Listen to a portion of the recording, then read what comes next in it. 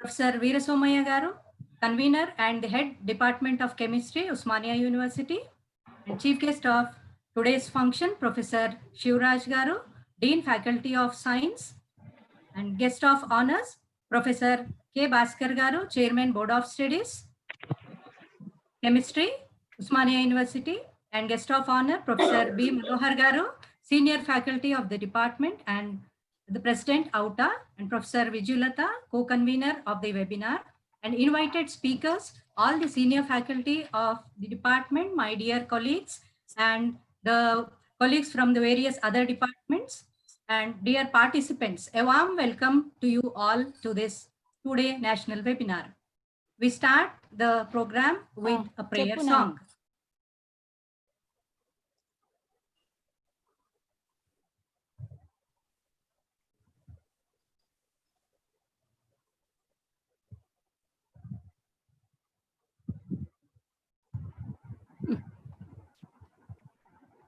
Just wait.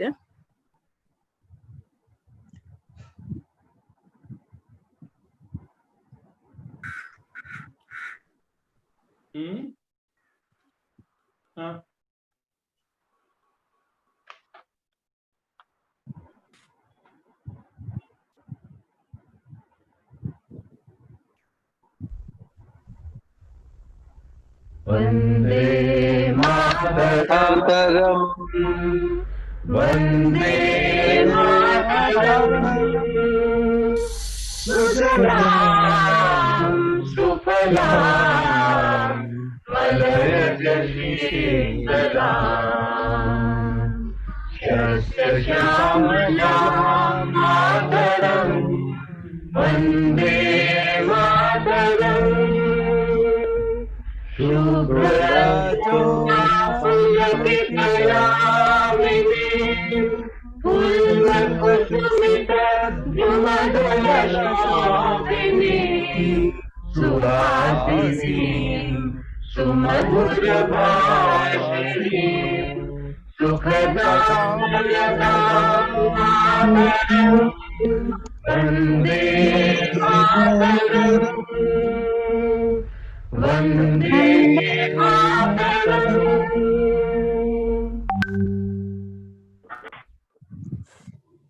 Now I call on Professor Veerasomaya Garu, Head Department of Chemistry, Usmania University, to give the welcome address. Yeah, good morning, madam. A very good morning to one and all. I heartily welcome all the participants for the two-day national webinar on online teaching tools for the faculty live sessions. First of all, I welcome all the speakers of the webinar, Dr. P. Sharath Chandra, Professor L. Pratap Reddy, and Mrs. Sheetal Singh for accepting our invitation and to deliver the lectures for the benefit of the faculty and students.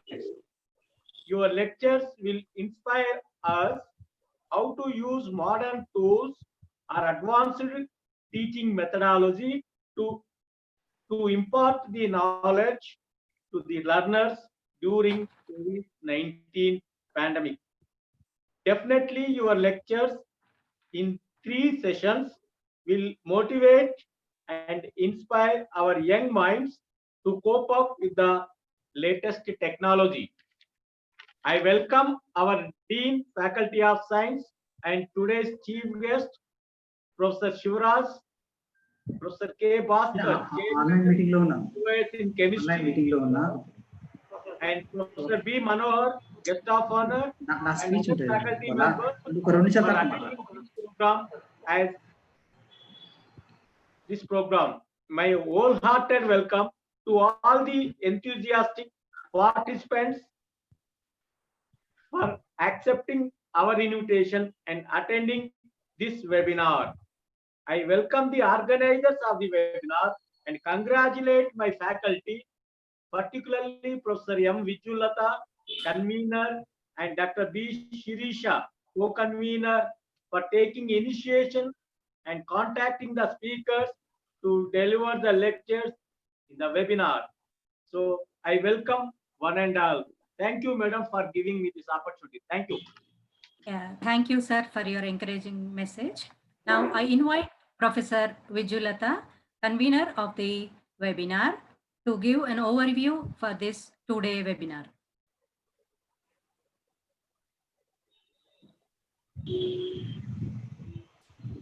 Thank you, Dr. Sirisha. Good morning, one and all. I welcome you all to this two-day webinar on online teaching tools for the faculty members and others, which is being organized by Department of Chemistry, Osmania University. Due to this outrage of COVID pandemic, we are we have got constrained to the four walls, and this has become a very big problem for the teachers. But we have a positive side of it, where we have taken up the online tools to teach the students and also conduct the conferences and webinars. So today this webinar aims to help the faculty and other people from different streams to understand the different tools that can be used for teaching and conducting meeting. So we have today two sessions. Session 1 will be featuring on Google Classrooms and Tools for Assessment by Dr. P. Sharas Chandra, Assistant Professor of English, Polytechnic, Maulana Azad National Urdu University. Session 2 is on free software-based tools for web conferencing and online teaching by Professor L. Pratap Reddy and his team from Swachha Academics chapter. Session 3 will be conducted tomorrow, which is on online classes using Google Meet by Mrs. Sheetal Singh, Assistant Professor of Computer Sciences, Ramanujan College, University of Delhi. So I would like to thank all the speakers who have extended their acceptance to deliver the talks in this webinar. And this webinar, I feel, should be very much interesting and also will be able to inculcate new tools for the for the teachers to apply for their online classes. Thank you, Suresh. Now I invite Professor B. Manohar, sir, the dynamic president AUTA and the senior faculty of our department to deliver his message. Good morning, ladies and gentlemen. I welcome you for another webinar organized by Professor Vijulata and Dr. Sirisha of Chemistry Department of Osmania University. Today, I think there is a paradigm shift here, that is a change in topic. So for the last 10 days, I think faculty and students are overdosed with chemistry topics. So today there will be change, that is use of online tools for teaching, learning and evaluation is the topic.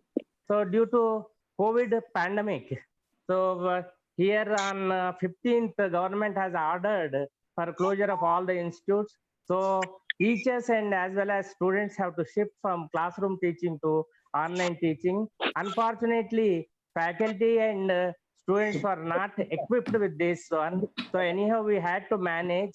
But presently, we have to compete with the people, those who post videos in YouTube. So these lectures, online lectures, will bring strengths and weaknesses of the teachers to the fore. So we need some knowledge about online tools also. So far, we never concentrated on online tools because we were just having classroom teaching where face-to-face interaction was there.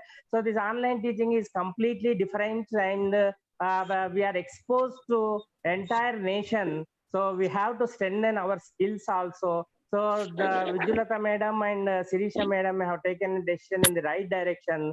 So this will give some information and knowledge to the faculty as well as students to strengthen their technical skills.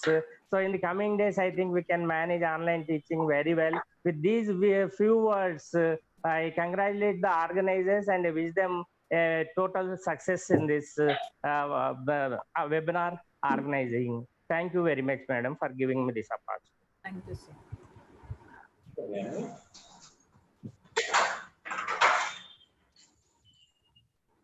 Madam, you can take over.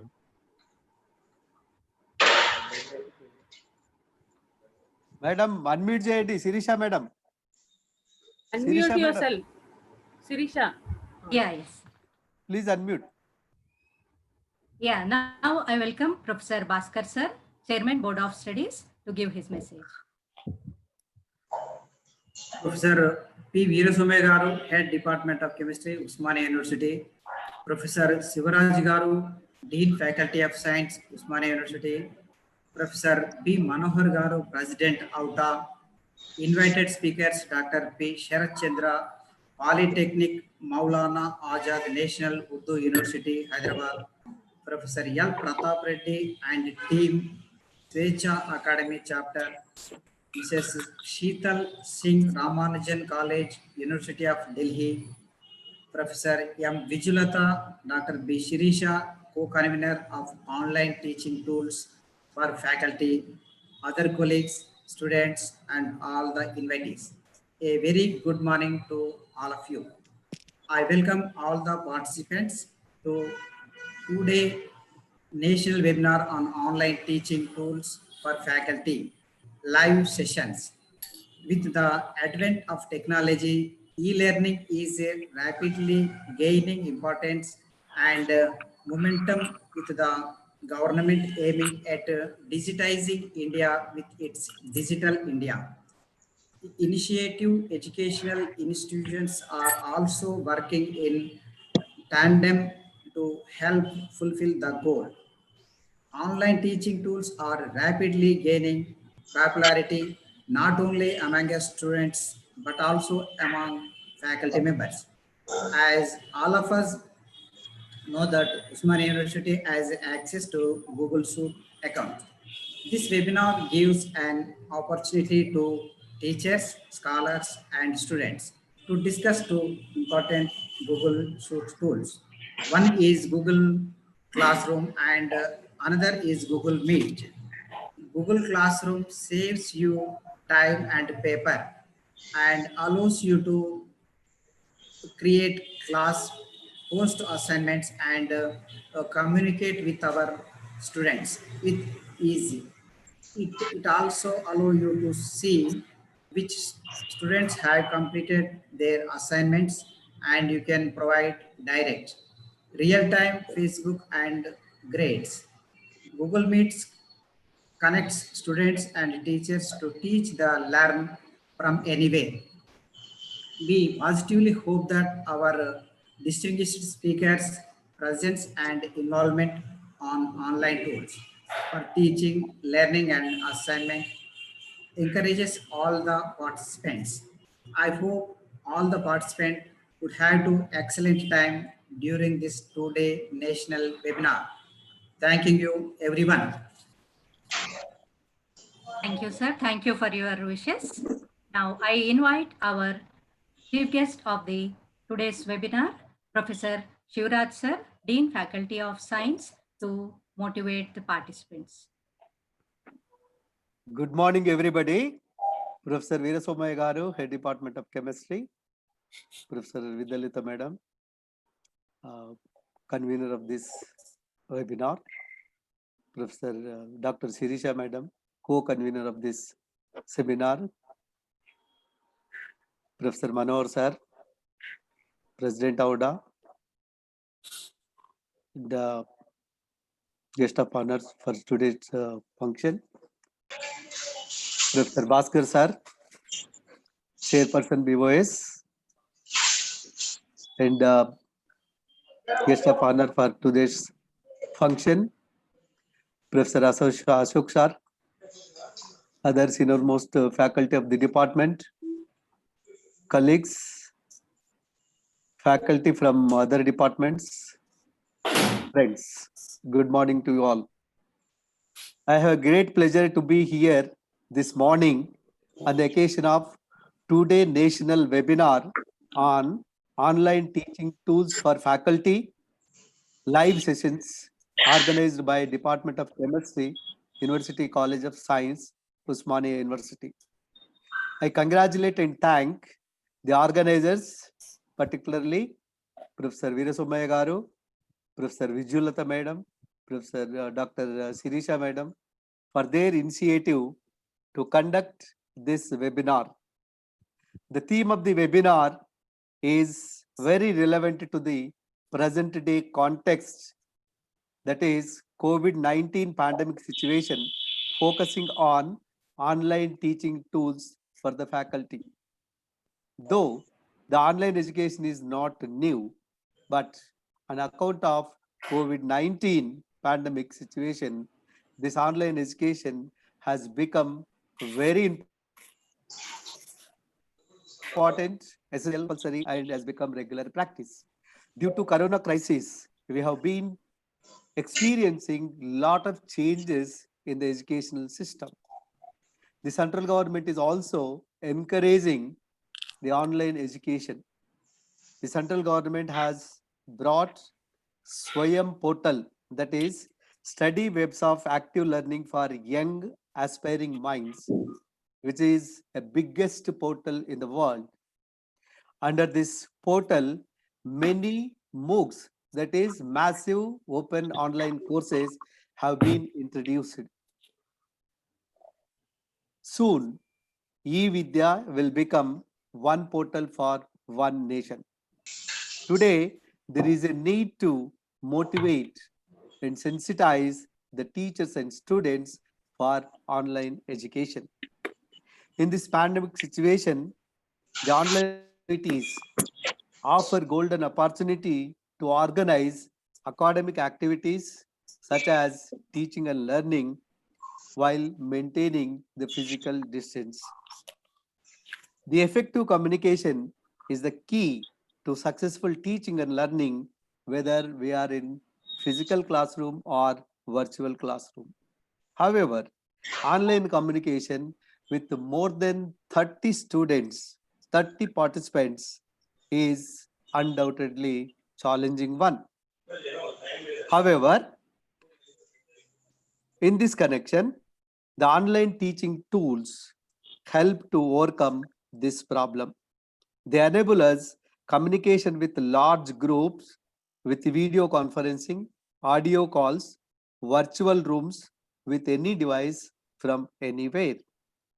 These online teaching tools and resources make online teaching very easy and more effective. These tools contain video screen sharing capacity. It is an integral part of learning managing system. There are many tools available for conferencing and online teaching. Some of which are, we know, the Zoom, MS Teams, Skype, and Google Meet. Audience can view the presentations through audios and videos. It is essential to develop knowledge on sustainable tools for online classes. We have to explore each tool and learn the ways for its utility to create a better teaching experience. Online teaching needs much practice to master them. I hope this webinar, in this webinar, the live sessions will certainly help all the participants to understand the details of the tools and their utility for the online presentation. I request all the participants to utilize this opportunity for improving the knowledge and the various tools and enhance your skills, which helps for effective online teaching. I am sure all the sessions will be very interesting, very informative, and immensely benefit to all the participants. I wish this seminar a great success. With this, I thank the organizers for giving me this opportunity to share some of my thoughts on this occasion. Thank you, one and all. Thank you, sir, for your encouraging and motivating message. Now, shall we move to the session 1?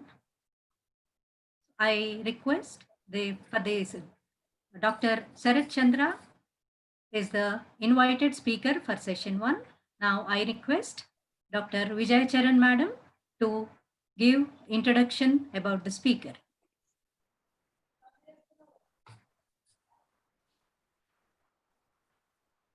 Thank you, madam. Good morning, all. At the outset, I would like to thank the organizers, Professor Vijulata and Dr. Sirisha, for giving me this opportunity to introduce the eminent speaker, Dr. P. Sharat Chandra.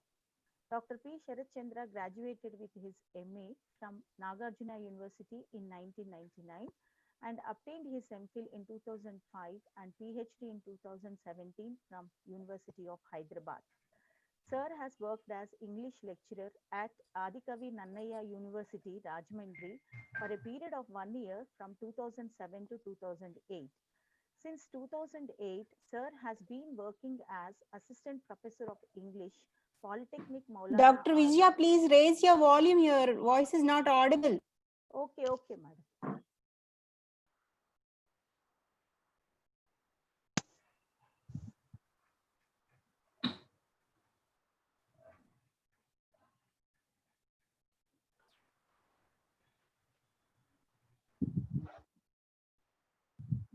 Hello, Yes, ma'am. I'm audible, madam? Yes, ma'am. Yeah.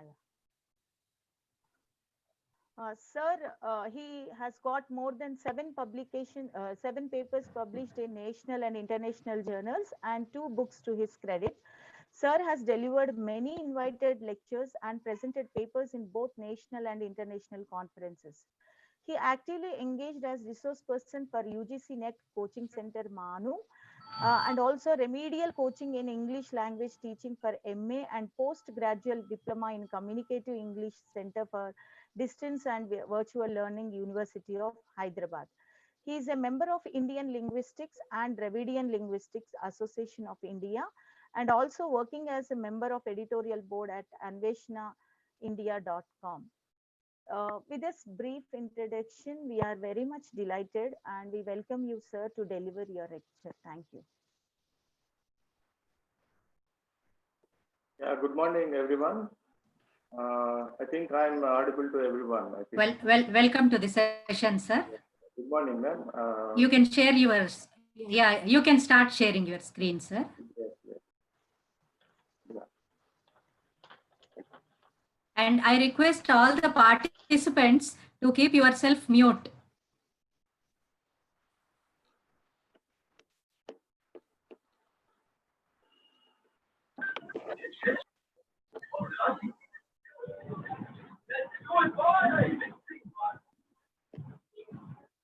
Yeah, good morning, everyone. This is Sharat Chandra from Hyderabad, and I thank everyone, especially Dr. Sirisha ma'am, that she has approached me, and I'm really excited to be with you now. And what all things are happening on Google Classroom and the tools for exams and online teaching. We will discuss all these things elaboratedly now. I think I'm audible to everyone, ma'am? Yes, sir. Yes, sir. Yes. This is about for today's lecture. I will separate it into 2 parts now. The first part will be the first session, let me say. It will be the theoretical one, how we can do use the Google Classroom in our teaching or in our exam point of view. And in the second session, we will have a practical session. We will show you how to use Google Classroom, the tools, how to grade the assignment or how to grade the exam, and also how we are using some rubrics, how to show them how to improve their writing skills and other things we will see. So coming to the first part, this is about Google, using Google in classroom situations. It is not only for the pandemic situation now we are facing, but the thing is, any teacher, any subject teacher, or anybody who is involved in classroom teaching also can use this Google software. So it's easy to operate, and also it's a free application that we can use in normal classroom situations also. So basically, Google Classroom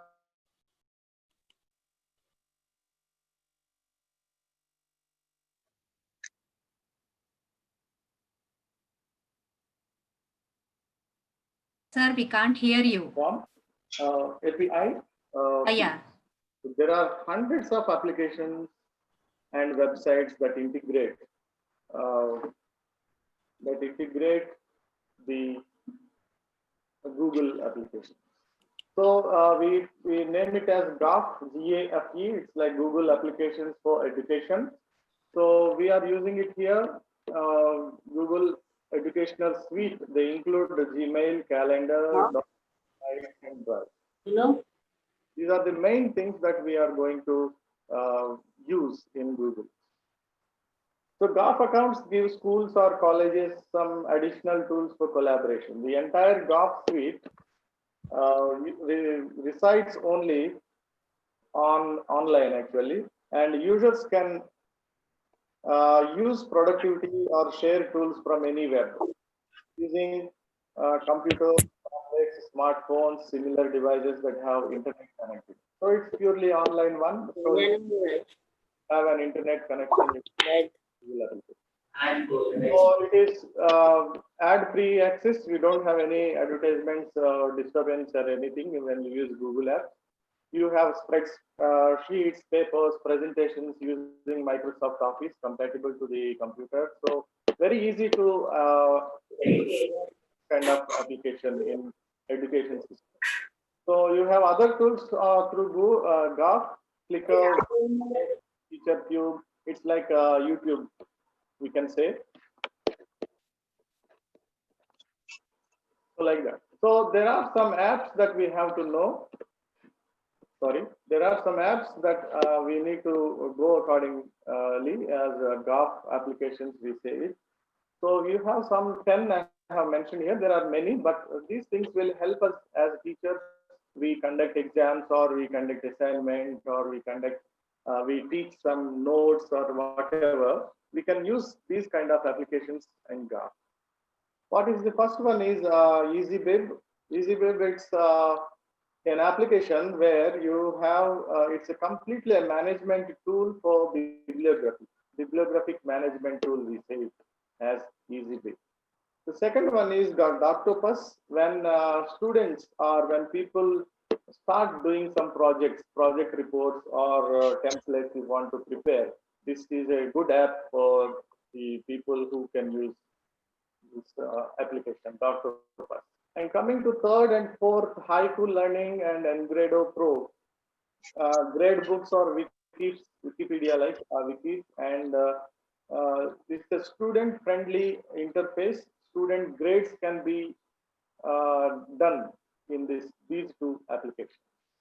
So Super Quiz is another thing which you can create quizzes or exams through Google Forms. Another application is PeerDeck. PeerDeck, it's an interactive presentation for assessment, integrates with the Drive or Google Classroom. So your Google Classroom or Drives can be used through this PeerDeck application, which helps us to present something or to assess through assessment can be done in this kind of application. Seventh one is Blocky Games. Blocky Games, computer programming games. So it's related to that. So children also can use this kind of application through this graph. Next one is Pencil Code Gym. This is also another open source application to code children art, music, fiction, and many other things. So next one is Made with Code. Made with Code is completely application to encourage girls, especially girls, to pursue a career in computer science. And the last one is MIT App Inventor. It helps to build some applications through this app also, and which is purely a project-based learning process. So these are some of the GAF apps which are included in Google applications as for Google applications for education, and there are lots under this Google. So coming to the next one, I think people, most of us know these. Most of us know these symbols which are coming under Google Classroom or Google application as. So Google Suite, we say it as Google Suite for Education. So this is docs symbol, and this is the slides symbol, and this one is Sheets, Google Sheets, Drive. We know all this. That's I'm just giving a reminding factor. Like this is Jamboard, and this is Gmail symbol. This is Google Meet symbol, Google Meets, and this is Chat, Google Chat, and this is the classroom. This is that one which we are going to concentrate now. We will show, and we will also discuss many things in this Google Classroom now. And this one is assignment symbol, and this is forms, Google Forms. We say the lot many things will be in this Google Forms, and you can do many things as teachers or as students also. So using this Google Forms application.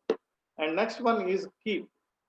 This is a symbol, and this is calendar. We know that this calendar also Google is also a free application which we find it in Google. And last one is Admin. This is the symbol. Normally we know when you use an Android phone, we know all these kind of symbols, but these are all coming under Google Suite for Education. So coming to the Google Classroom, what exactly is Google Classroom? It's a platform which integrates with Google other tools, like these are the tools, Docs, Drive, and Calendar. And there are so many built-in shortcuts in Google Classroom. That is the good quality or the important factor that we should appreciate for the Google actually. Because you have inbuilt shortcuts which helps us to create our own classroom in this Google. And they are digitally organized, distributed, collecting assignments, course materials, and student work. These can be done in Google Classroom. And teachers can also post an assignment to multiple classrooms. That is why it is called digitally organized. And you can also modify the class, or you can reuse the assignments.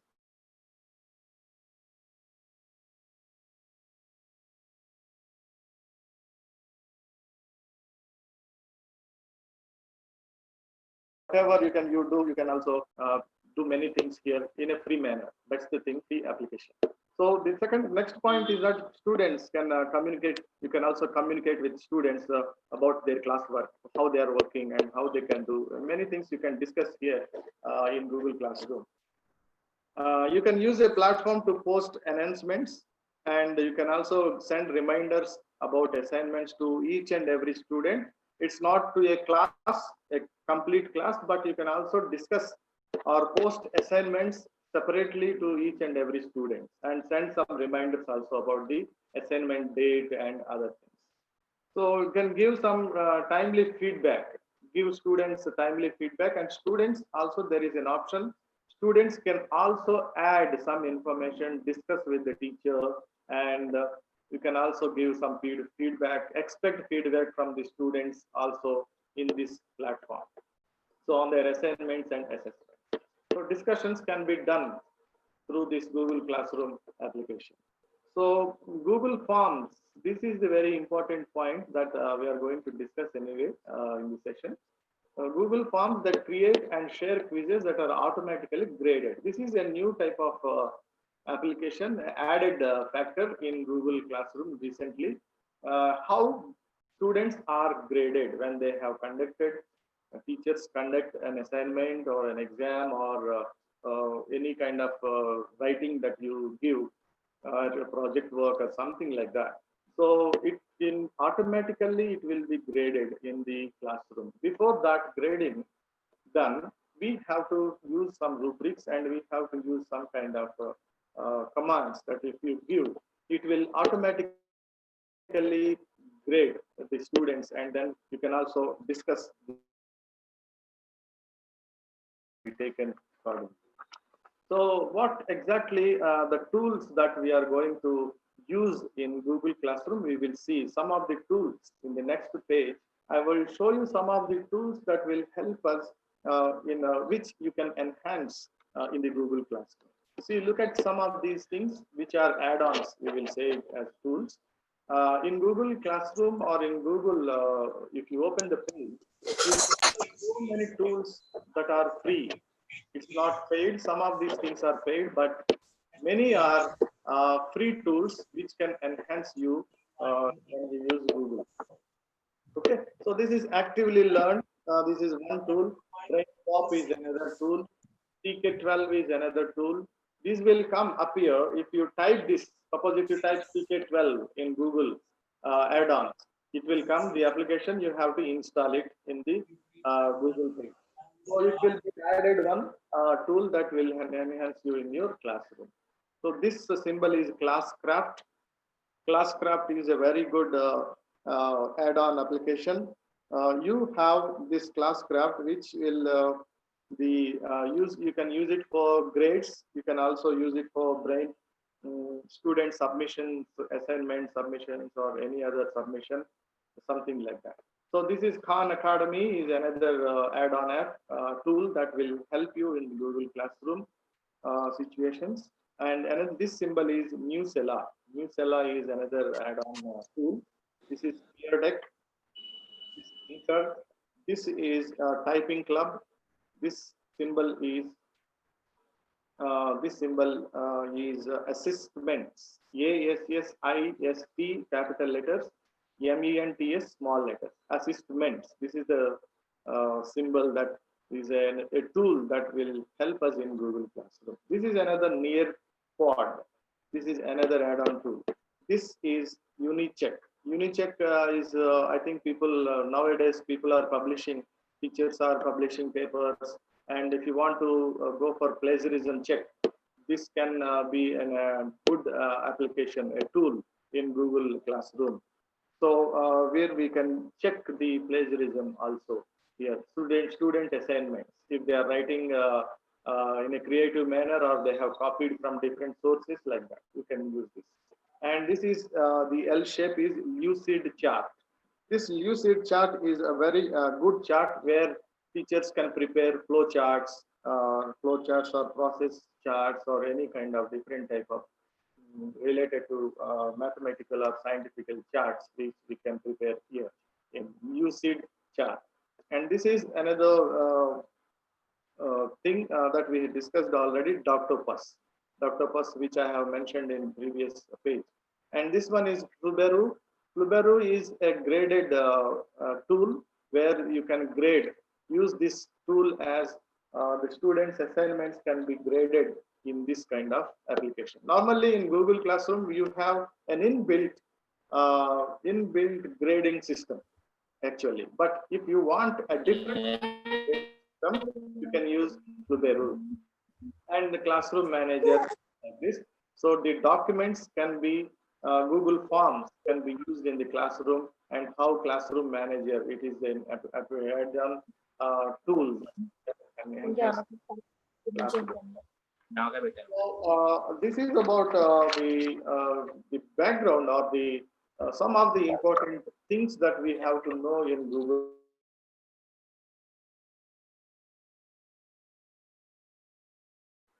How to create the Google Classroom. This is an important point that we have to remember.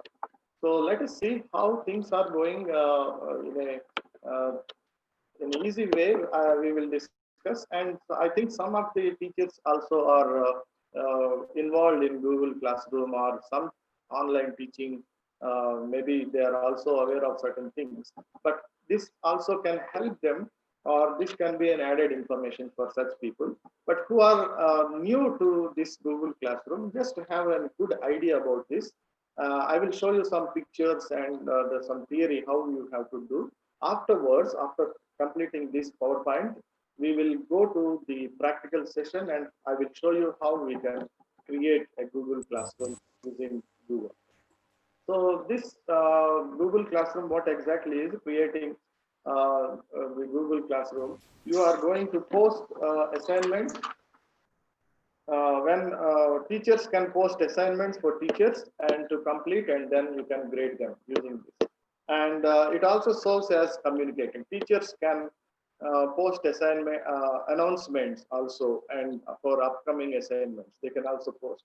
It's like a teacher to student conversation, communication. And as teachers give instructions in a classroom, normally that kind of a thing may happen when you create a group in Google Classroom. You can have a kind of announcements, and also for upcoming assignments or whatever they have to, as well as email to both students and also parents. You can create a group for parents also, and through email, and you can have the feedback. You can also send and communicate with these two people. So it relies, actually it relies heavily, Google Classroom relies heavily on the use of Google Drive. Normally, even in your mobile phone, you have, if you open that Google page, you will have a Google Drive. Some photos will be, or some things will be saved in Google Drive. Normally, this helps a lot when you change your mobiles or something like that. So we know some of the things, but we don't go into deep what happens in Google Drive, what happens in Google Docs like that. But coming to the point of view, we are only talking about the, not the scientific things or the technical aspects. As a normal teacher, which who has a minimum knowledge of using computer or minimum knowledge of using Google Gmail, something like that, how we can use this Google Classroom, we will discuss in that particular manner. As a learner, a new learner, I am using Google Classroom. So like this, we will try to learn now in these two sessions. So it is it relies on Google, and it allows teachers to use Google Drive, Google Docs, and Google Forms. So how to access Google Classroom? You need to have a Google account. That means Gmail account we need to create. If we have Gmail account, it's a very easy step that we are entering into Google Classroom. So we should encourage the students to have a Google account, Gmail account in Google for the students. So it will be very easy for the students also to create a class, a group. So if you don't have a Gmail account, simply you have to go to this classroom.google.com, and if you type it, it will appear, the page will come. Then you have to go to Gmail account, then you can start doing some things in the Google Classroom. So mobile app also that can be downloaded on both iPhone or Android. Any Android phone can have this application, Google Classroom application. So Google, everything will be included. If you want to Google Classroom, just type in the mobile phone, you will have some, that symbol will come and you can install it in your mobile phone also. So now you have to create a class. Just a simple, just practical, just showing the theoretical thing. And we will do the practical thing also. I will show you how to do it. So how to create a class? You have first page, it will come like this, and plus you have a plus icon on the right side, top right corner, then select the create a class. When you create a class, you have two options given on that page. So first is joining a class. If you are a student, you can join a class, or if you are a teacher, you can create a class. So when you create a class, you will find a page like this. You will find a page, name of your class, creating class. If you create this, you have a class name must be given. This is a copied one. It's not my own picture. This is a presentation, and I have collected from different sources through online. Then I have added, cut and pasted this one. So it's not my own thing. So don't think that this is my own creation. So creating a class, you have environmental science class name, and the section can be given, section 1, 2, something like that. And subject is science lab, or any name you can give on the subject. And class of room number, if there is a room number, you can give. These are all optionals, but you have to give the class name. This is the required name. So if you enter the class name, you will get the name of the class like this. So this is the page that will come as environmental science is a class name, okay, and section 1. We click the buttons in the interactive below to learn more about Google Classroom interface. So let us look at this stream. This is the old type of the page that has come. Actually, you will get a Google Classroom page like this, Environmental Science, Section 1. Okay, and the thing is that you see here in the second page, second picture, you have a big one here, the same thing here only, but you can have here Environmental Science, Section 1. Okay, this is a class name, and you have a these things are very important. These are the things that we are going to use for the classroom. So this is the stream. Stream in the sense the first page. It will appear like this. And here you can write something with your class. You can comment and communicate with your class here.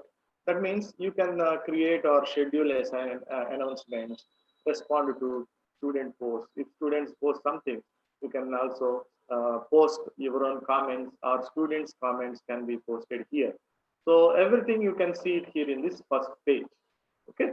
So till now, no work has been done. Can I minimize this? Yeah.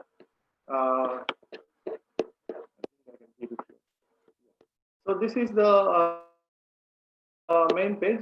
You will enter and you can share something with your class, what you are going to teach or what you are going to do. So this is the stream. This is the first page, and the classwork. This we are going to do it. Everything will be done here itself in the classwork. And in the people is here. People means the number of students, that the names that you are going to add. So this can be done here. See, next page we will go. Yeah. Yes.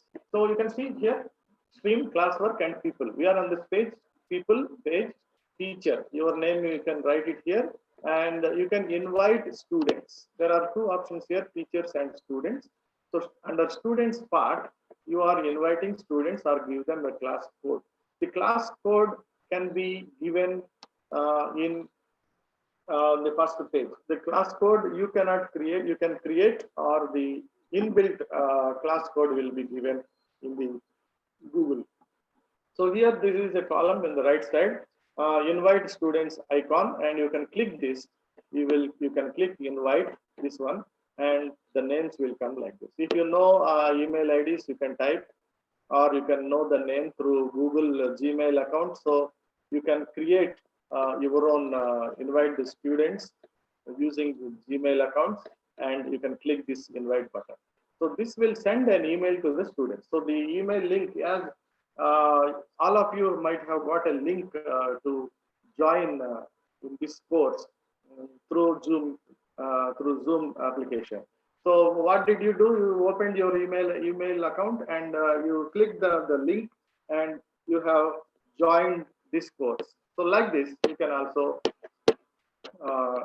join. So the student will enter into his Gmail account, and he can click this linking account and join the online class. So adding students with a class code. How you have students with a class code? You will have, yeah. Adding students with a class code, you have a column here. Go to the settings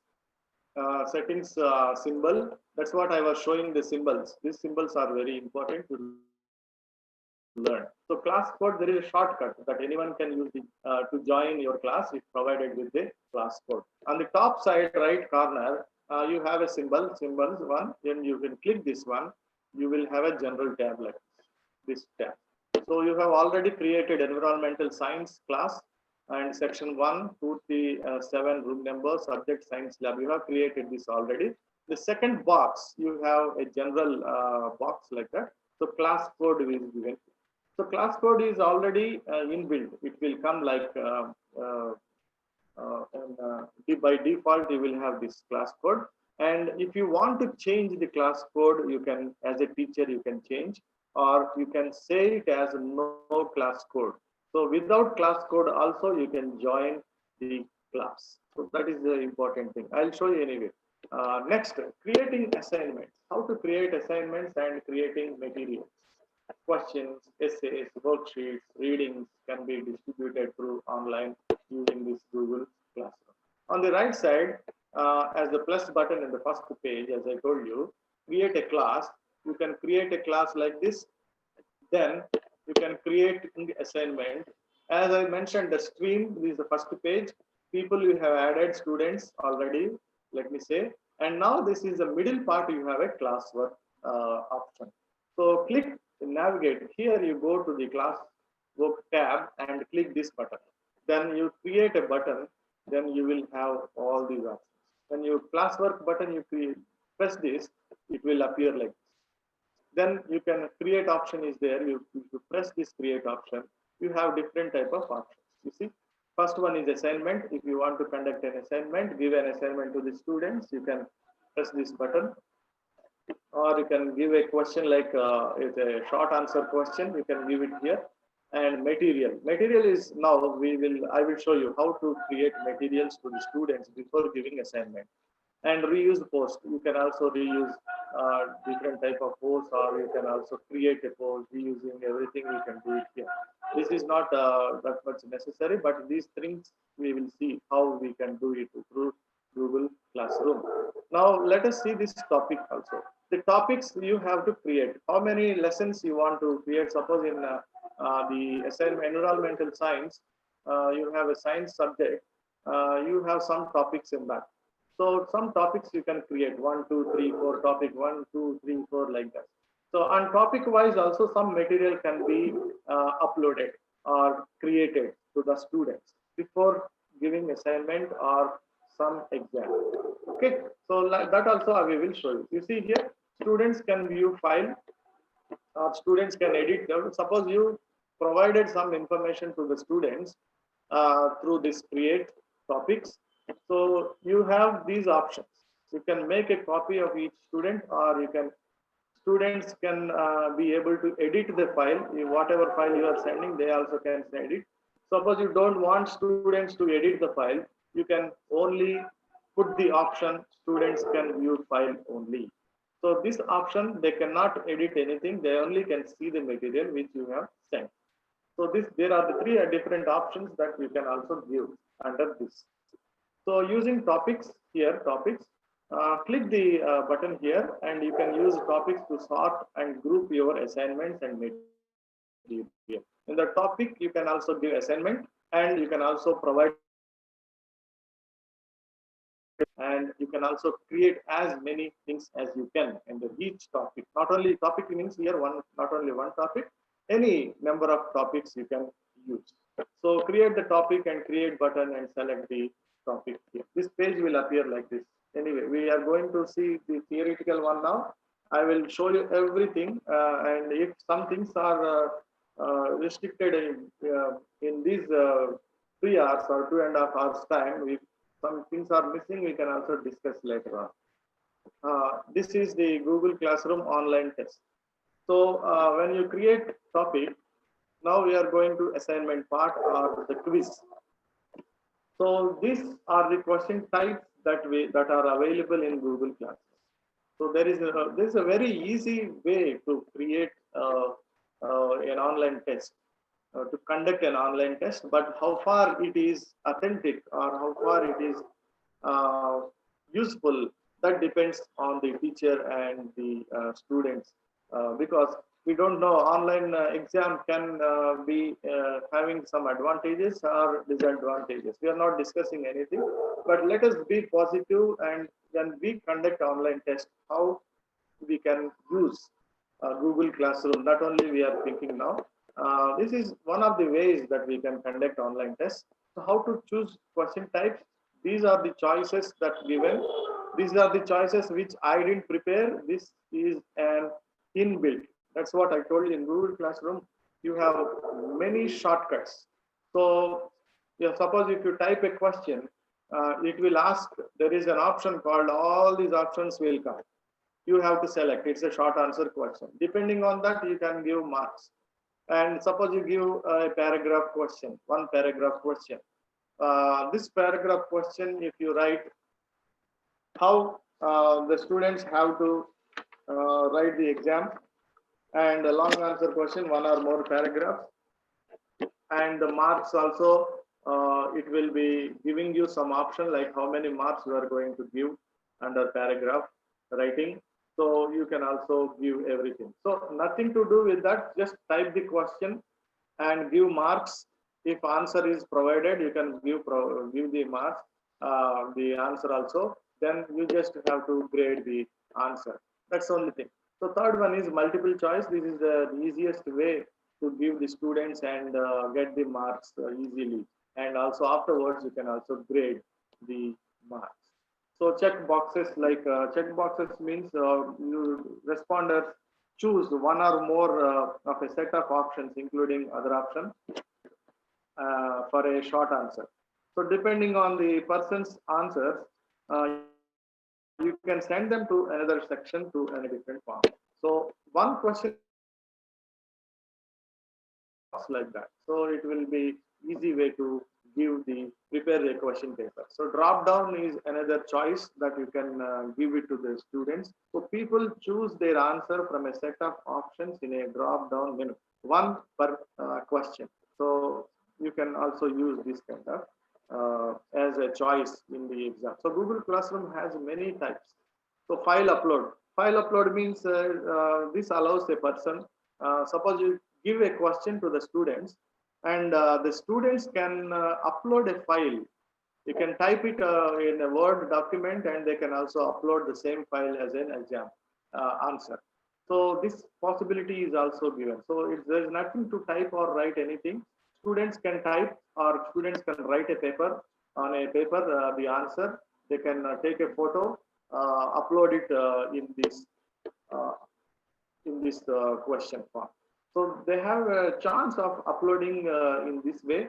No need of typing or writing in the exam, online exam. They can also, this is another choice that you can give to the students in the online test. So the seventh one is linear scale. Linear scale means I think science or math people know this linear scale. I'm not good at this linear scale actually. So 0 to 1 grading. The scale starts from 1 to 10. 1, 2, 3, 4, 5, 6, 7, 8, 9, 10. The scale will be given, and you have to choose the scale 0 to 10 or 1 to 10, like that. So multiple choice grid, this is also a very interesting thing. You can also have a choice. You can also conduct an online test using this multiple choice grid. And this creates a grid from people who can select one answer per row, optional, and you can limit answers to one choice per column. One choice per column here, like that. And another one is also checkbox grid. This is also similar to such kind of thing. So this option creates a grid from which people can select one or more answer per row.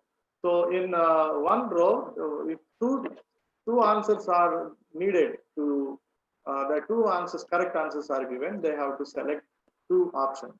So two options can be the same answer. So like this also you can give a try in this manner.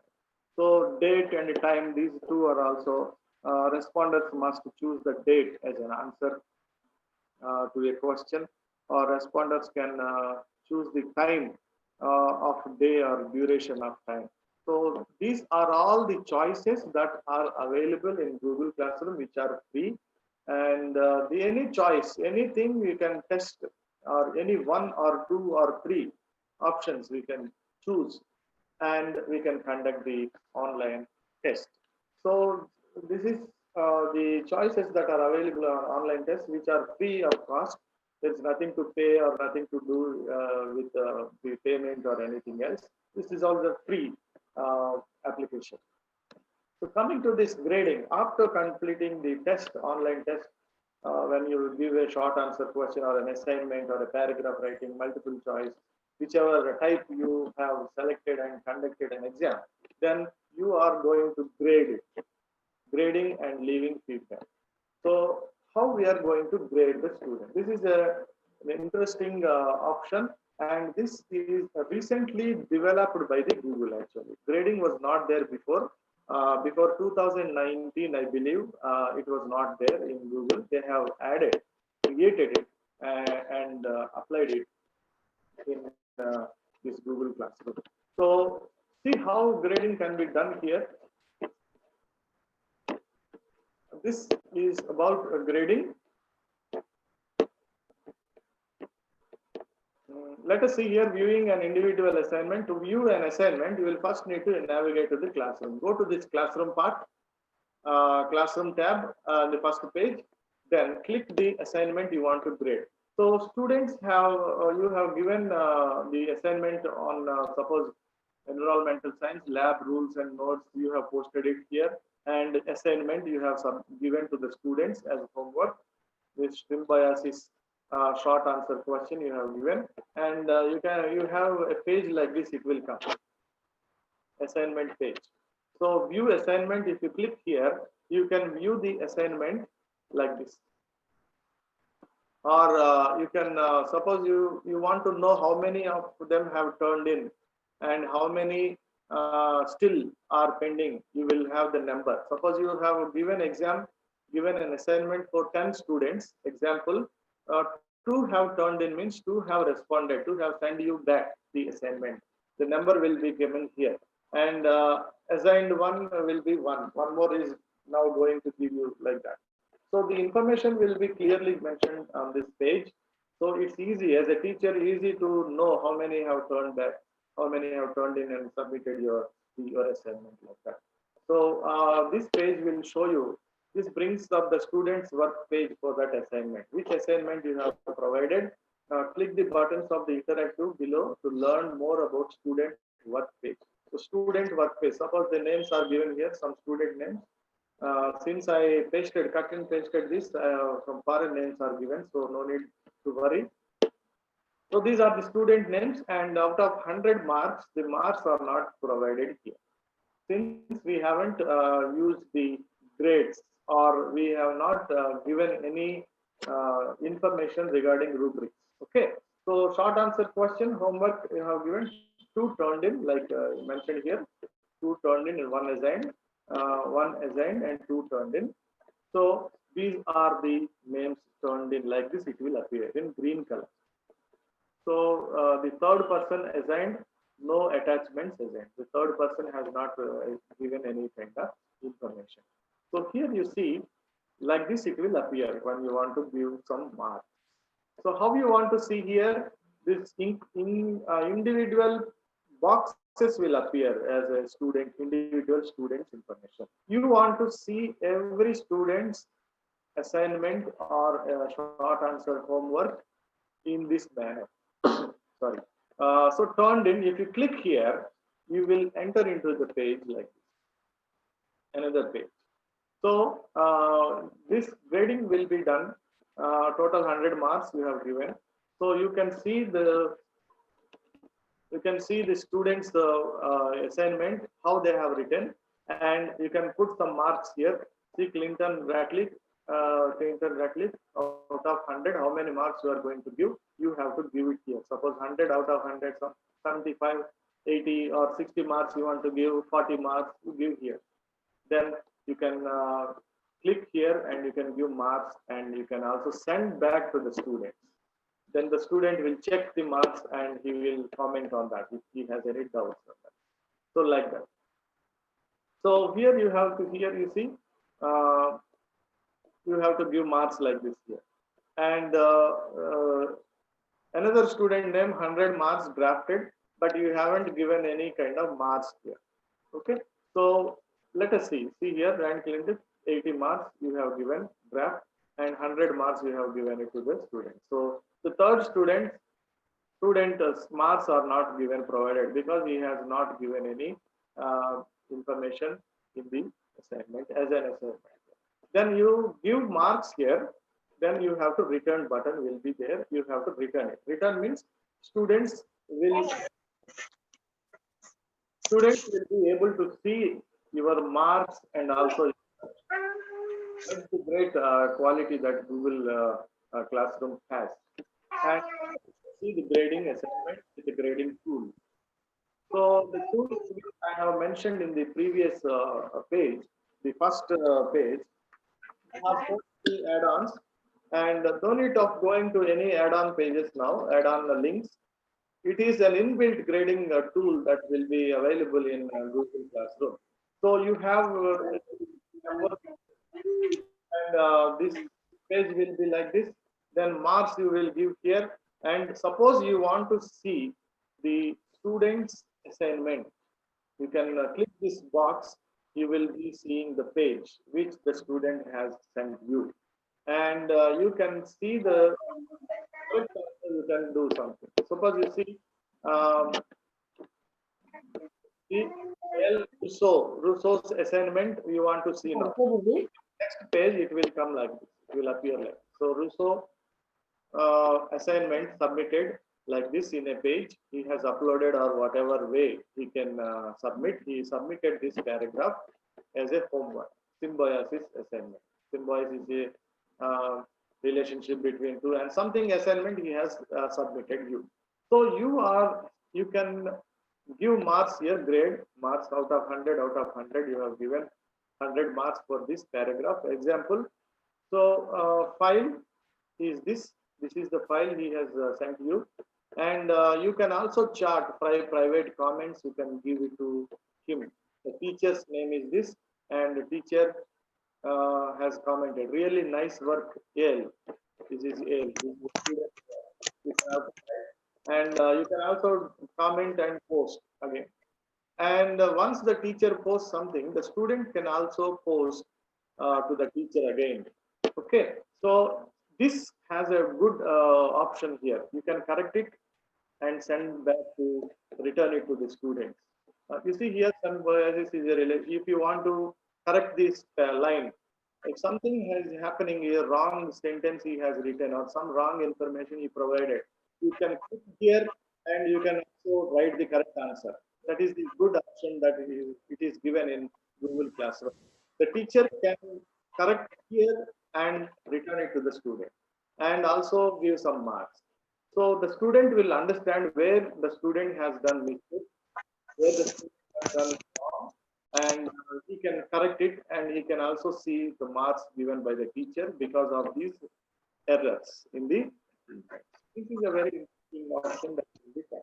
So the comment box, you have comment and grading, and you can also return the assignment to the students. You see here, viewing the class grades as a whole. After having the page, you have a setting. Here is a setting admin. The right hand side, top right hand side, you have a symbol like this. So if you click this, you have three options here. You can download all grades and download these grades as CSV, or copy all grades to Google Sheets. So the process is very easy. After the complete assignments, students have done all the assignments and submitted to the teacher. So you will have the number here, and you can, if you click this button and you will copy all the grades to Google Sheets, it will see, once you created one spreadsheet, it is important to note that it will not automatically update. So some marks are changed, suppose. It will not. We are unable to hear you, sir. Huh? It will not update automatically. But the thing is, once your marks are assigned to Padmavati is fraud. so Google Yeah, we are Classroom, hearing. For us, it is clear. Google Classroom will export grades. The grades will be easily done by the Google itself. You will not do anything. So marks are done, and you can copy all the grades in Google Sheets. So Google Sheets will be prepared by the Google itself, Google Drive, and it will be shown in one page.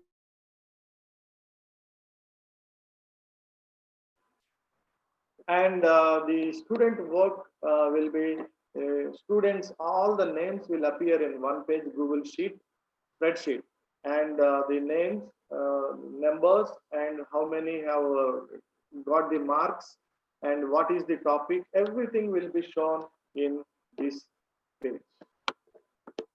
Okay, so this is about the grading. Then when it is when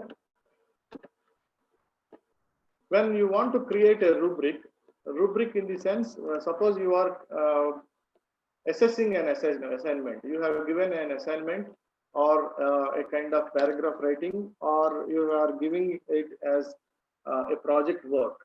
You have to create a rubric, and this is also a new feature, new tool that is included in the Google Classroom. This will help that students to learn more about how they have to write, or how they have to how they are assessed in the class, in the assignment part.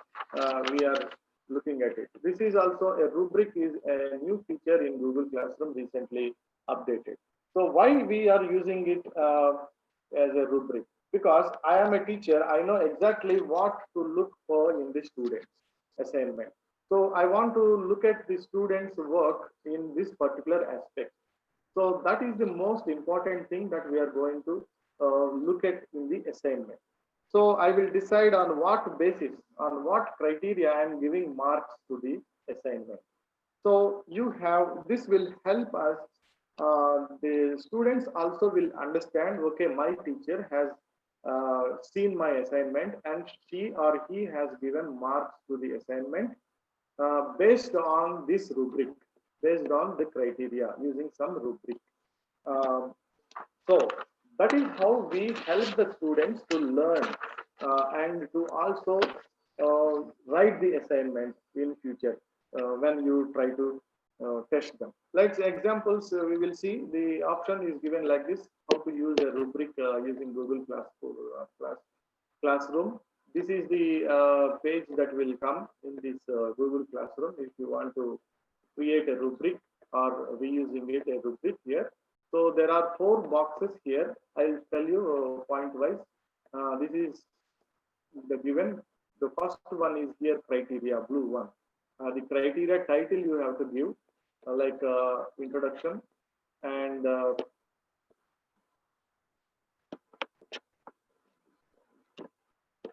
number 2, the second line will come as criteria description, on what criteria we are going to focus on.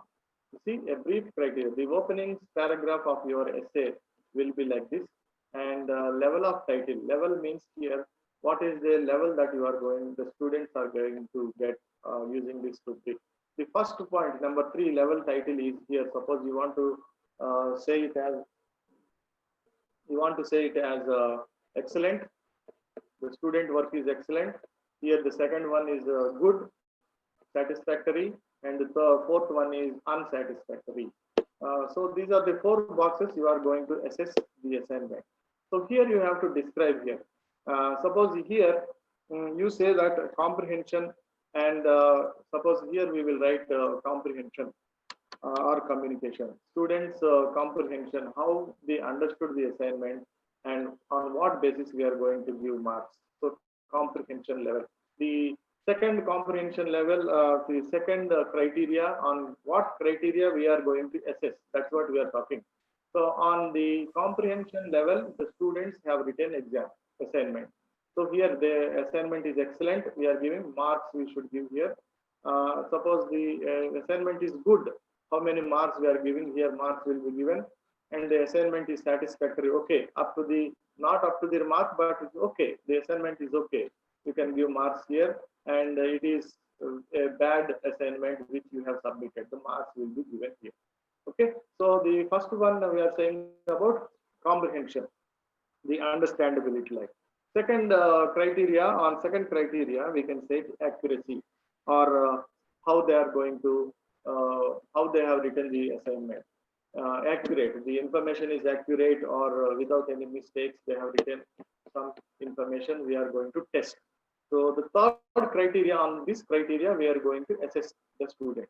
Okay, so the third criteria is content. What type of information they have provided? Are you going to test in that point, in that criteria? We have to provide that. We have to check in that point of view. Fourth one is how the information is given in the assignment. So on what basis we are going to create? On what basis we are going to assess the assignment? This is the important thing which we are going to use it as a rubric.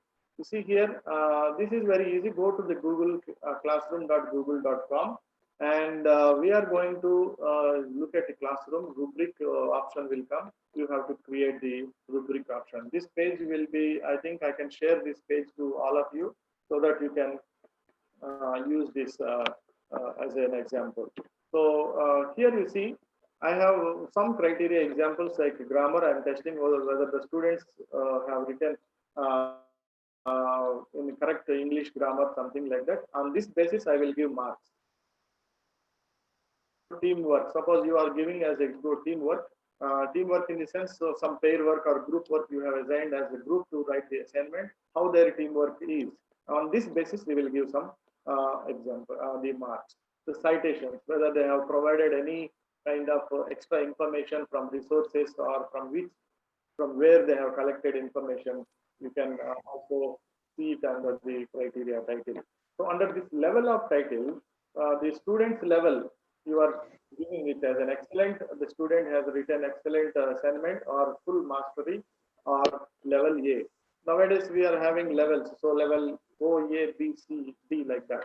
So whether the student is on level A or level B or level C, like that we can give. Whichever is possible, we can try to create a rubric, and the students will understand how the teacher has assessed my assignment or my homework or my project. So everything is open in Google Classroom actually. Whichever things we are including, the students can also see how the teacher is going to look at my work, and you can give the marks accordingly. And if students have any kind of confusion, you can also give your comments in this particular classroom application, and you can go accordingly as test is concerned. So this is all about the Google Classroom, the theoretical background, and this is the link that I have used to create this PPT. And some other applications are also there. We have n number of information available in Google normally, according to when we talk about Google Classroom and other things.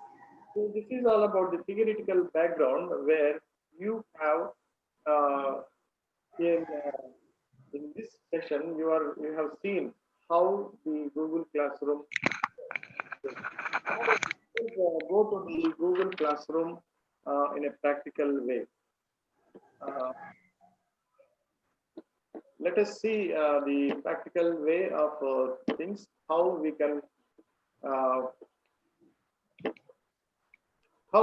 do use the Google Classroom in Google. Now let us go back to this, and let me show you how we can. Ma'am, can I continue, or shall I give some time? Sir, you can take a few minutes break, then we can start the practical session, sir. Yeah, in this next session, I'm going to concentrate on the Google Classroom, how we are going to use Google Classroom. Let us have a practical session. I will show you everything in this kind of in this page. Okay, shall we join? Yeah, shall we join by 12:35, sir? Yeah, yes, your wish, ma'am. Okay, sir. All the participants are requested to have a break and join us again by 12:35. So it will be a practical session, and all the participants are requested to keep your microphones under mute. Okay, thank you. That means again we have to rejoin, or we can stay back? No, you can stay back, madam. Yeah. Stay back. But any computer, extra computer is necessary to. It is your wish, madam. If it is there, it is good for you. Okay. Then sir will be taking the session slowly. We can follow that also. Okay, extra computer, so that is better. Yeah, it is better. Online one. Okay, thank you. Thank you. Terisha, madam. Yes, ma'am. Paper correction, is there any possibility to tell about paper correction of research papers? research papers, giving some comments or like that. Yeah, This is yes, ma'am. classroom? Everything. Yeah, That in the also? class. Yeah, it That will be there, also, ma'am. if I it is think Under it's there, yeah, under rubrics, sir will Okay. be giving demo. Okay, okay. That will be useful, more useful for Yes, the professors. yes, ma'am. Thank you.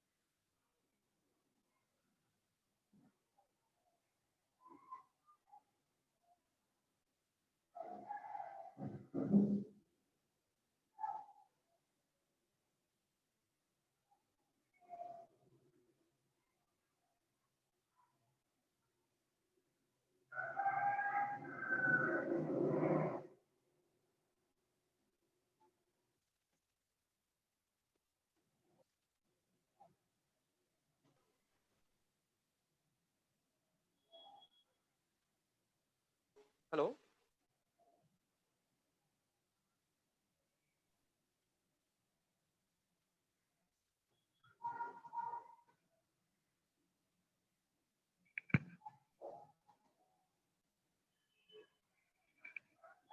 Hello.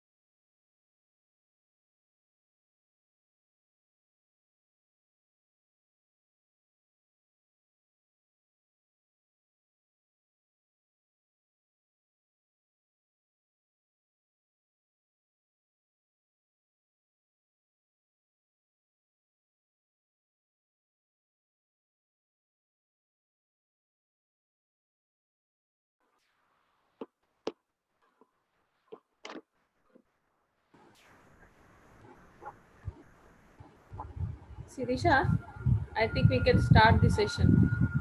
Yeah. Sir, hope you are ready, sir. Yes, Sharat madam. Chandra, sir. Yeah, Yes, sir. You can share your screen, sir. You can start the session. Yeah. So, welcome back. Now we will be talking about the practical things that which will happen in Google Classroom. Let us see how the Google Classroom works in the classroom situation as well as through online situation like which we are facing now. And we will see now how to create material and also how to create the exam point of view, how to create assignments or questions, quizzes, something like that. And we will how to grade the students. And finally, we will look at also the rubrics, how rubrics can also be created. Then we will see how this can be assessed, how an assignment can be seen. These things we will test and also we will look at all the aspects. I will try to cover all this in the given time. Okay, so let us go to the part which we are talking about. Since we are using Google Classroom, I am using this Google Classroom. I have opened my Gmail account. Gmail account is open like this. We all know that how Google accounts are created. And you have a Gmail account. I have opened in this. This is the page that will appear here. So going to this right side top, you have an option called the settings option, and here 9 dots symbol will appear. So here you have Google Apps. So right side top, if you click this button, you have many options like this. So you have to search for, we are talking about Google Classroom, where it is Google Classroom. Yeah, here we find Google Classroom. And these are many add-ons. You have many links, tools that are going to be shown in here. You can change like this. You can use the cursor and you can change the position also. Suppose you want to keep it in the beginning page, the first page, you can also do it whichever way is possible like this. So it will be easy for you to create it and you can keep it like this. And since Google Drive is also important, you can keep it like this. And what else is there? Gmail, you can also keep it like this. And many other things you can use. So now we will go to this part. As I told you, Google Apps, the right side, Google Classroom. Just we'll open this. We will get a page in this option like this. So you can see the title here, Google Classroom. These are all the things which I have created for some different classes. I'll show you how to create the new page, new Google Classroom. So these are all the pages that I created before. I have used it for different classes. Okay, and now, ma'am, please don't change this because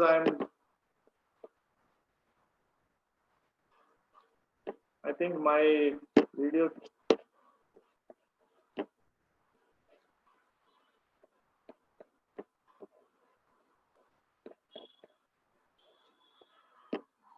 No, it is your screen only, sir. Yeah.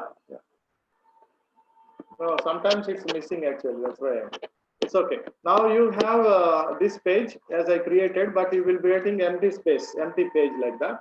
Now let us go to this part. Click the right side top. You have a plus button.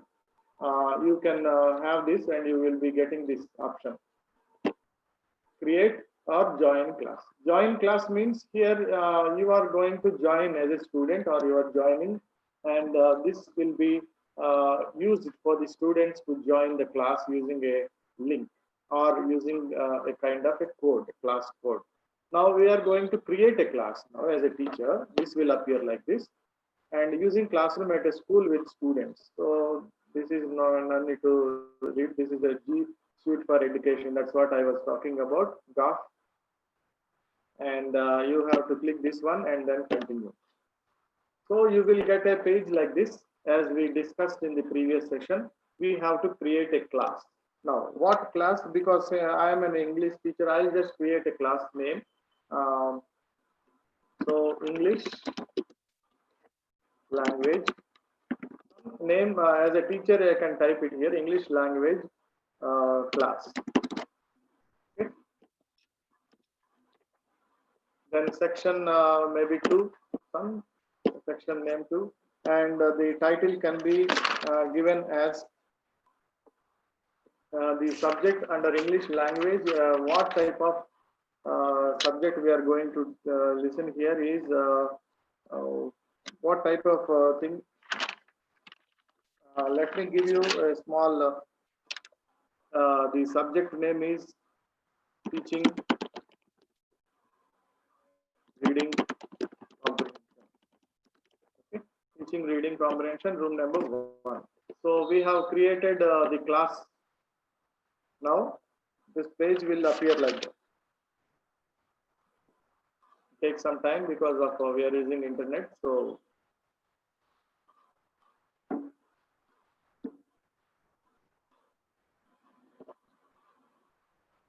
it's creating. You are creating a class. So, okay. Now the page has come here at English language class 2, and we have pages like this. So if you open this, the teaching subject is teaching reading comprehension 1, room number 1, and section 2. So here you see here on the left side, you have a class code. If you click this button, it will appear bigger size. So this is the code that the students need to join the class using this code. Okay. So you have an option here, this one, and this page is first page, like as I discussed with you, stream, classwork, people.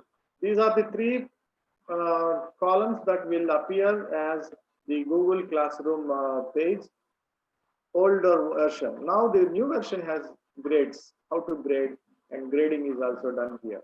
Okay, so this is the first page which you are going to look at. Now the page, you can change the theme also, the color can change whichever way you want. Let me go to some English. So I'm just showing the English class, so I can do it like whichever way. Okay, this one I can type. Okay, then select the class theme. The color will change. Yeah, the color is changed here. If you want to go to the color changes, you can do and upload a photo. You can also upload a photo from the computer, drag from your computer, whichever picture you like, you can keep it as the classroom theme. So the class theme can also be selected here. You can do many changes here, and you can have a box here. There are upcoming, no work is due. You haven't just created the class now, so you don't have any kind of information provided. So share something with your class. So you are going to share class for English language class, or for all the other branches, other classes. You can select it like this, and you are going to give it to all the students or only one name, the student name, because she is already applied, so her name is given. So all the students you are going to share the information, or for one student, that is also option can be provided like this. So share the class some information. So what type of information you are providing? You are providing it, read the material which is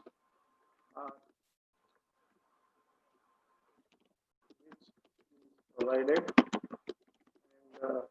and write the assignment. Some information. So you can post it. You can post it to the students. So this information is provided as the information, the details are given. Read the material which is provided and write the assignment. So namaste sir, somebody is responding. I think somebody is from now this batch. I hope somebody has already done some information. Yes, namaste sir, I said. I can also comment on that. Namaste. And you can post it. Okay, like this you can chat in this group. You can also do some information can be provided. And now coming to this third one, people. If there are students, this page, you see, as a teacher, my name is Sarat Chandra. I have added my name here as a teacher. I created this class, so my name will appear here. If some teachers, group of teachers you want to add, and so 2-3 teachers are working on the same topic, are going to give assignment to some students, you can create some teachers' names here and invite them. So some teacher names are given here. So I can give my friend who is in Iflu, so I can give his name. I can invite him, or I can remove his name if I am only the student, so invited. One teacher is invited. So you can invite through email, or you as a teacher alone, one teacher can assign assignment to the student. So one student is already here, one student. So you can add it, invite the student's name. So can I write the name? So myself, another mail ID I have, and another student. They are all working. Suresh, she is also working, and some names I can create just for the time being. This is okay. Invite.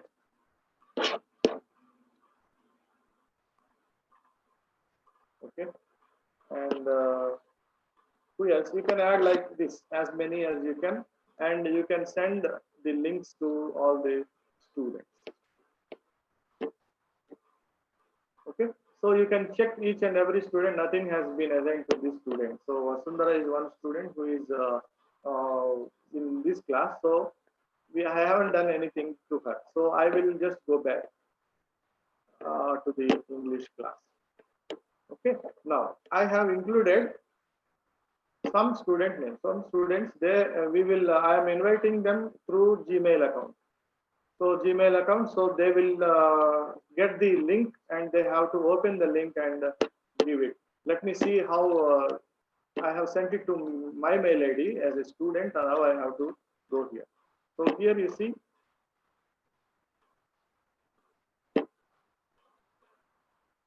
yeah, Sarachandra as a teacher has invited you to the class. The invitation will come like this through Google Classroom.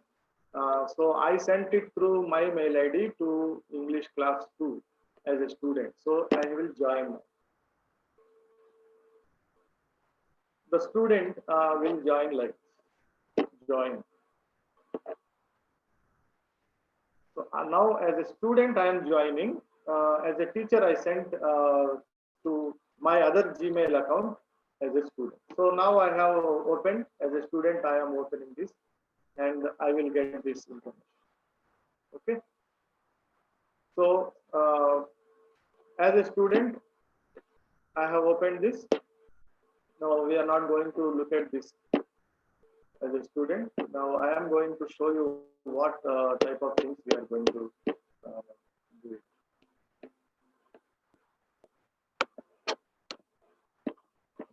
Okay. Now this is the page that as a teacher I have opened now. I have invited people, and Sarachandra has already been opened here. So I have linked. I have joined as a link. So nothing as a student, nothing is informed. I resign to this student. Okay. So we will go back. As a teacher, like this, you have to create a class. Now, people, you have added some students. You have sent some mails also. So the students should respond and come back to this. Then the page will appear like this. So Vasundhara is now as a student, and Sarachandra has also joined as a student. So now this capital Sarachandra is a teacher, small letter is a student. Okay, like this you can add as many as you can. Now going to the settings part again, you have the class settings. You have to set the class now. Class details you have already done some part here, and reading comprehension is the subject. Now general, in the second option you have a general column. Okay, and you have a general column. In this general column, you see class code. In the beginning, I showed you how to join the class. The class code can be displayed or can be copied here or can be reset. You can also change the class code whichever way you want, you can change, or you can disable the class code also. So the disabled means there is no code given to the students. Directly they can join through Gmail account. Okay, so like this you can give some class code information. So anyway, we have given some class code. Now the stream, you can look at the stream here. I was discussing this. Students can post and comment. Students can post and comment. Some students said namaste, and I said I also commented, and this can be done as the interaction, student-teacher interaction. Or there is another option, only students can only comment. Students only can comment, you will not respond, or only teachers can post or comment. So you have three options here, any kind of option which the teacher wants, he can comment on. So I have kept like this only, students can post and comment option stream. So classwork on the stream, shown and condensed notifications, are hidden in the classwork, show attachments, details, and everything. We will keep it like this.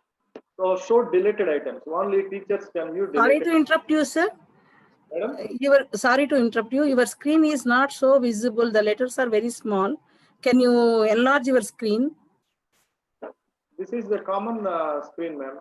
Yeah, but in view you can put, I think, some 150% like.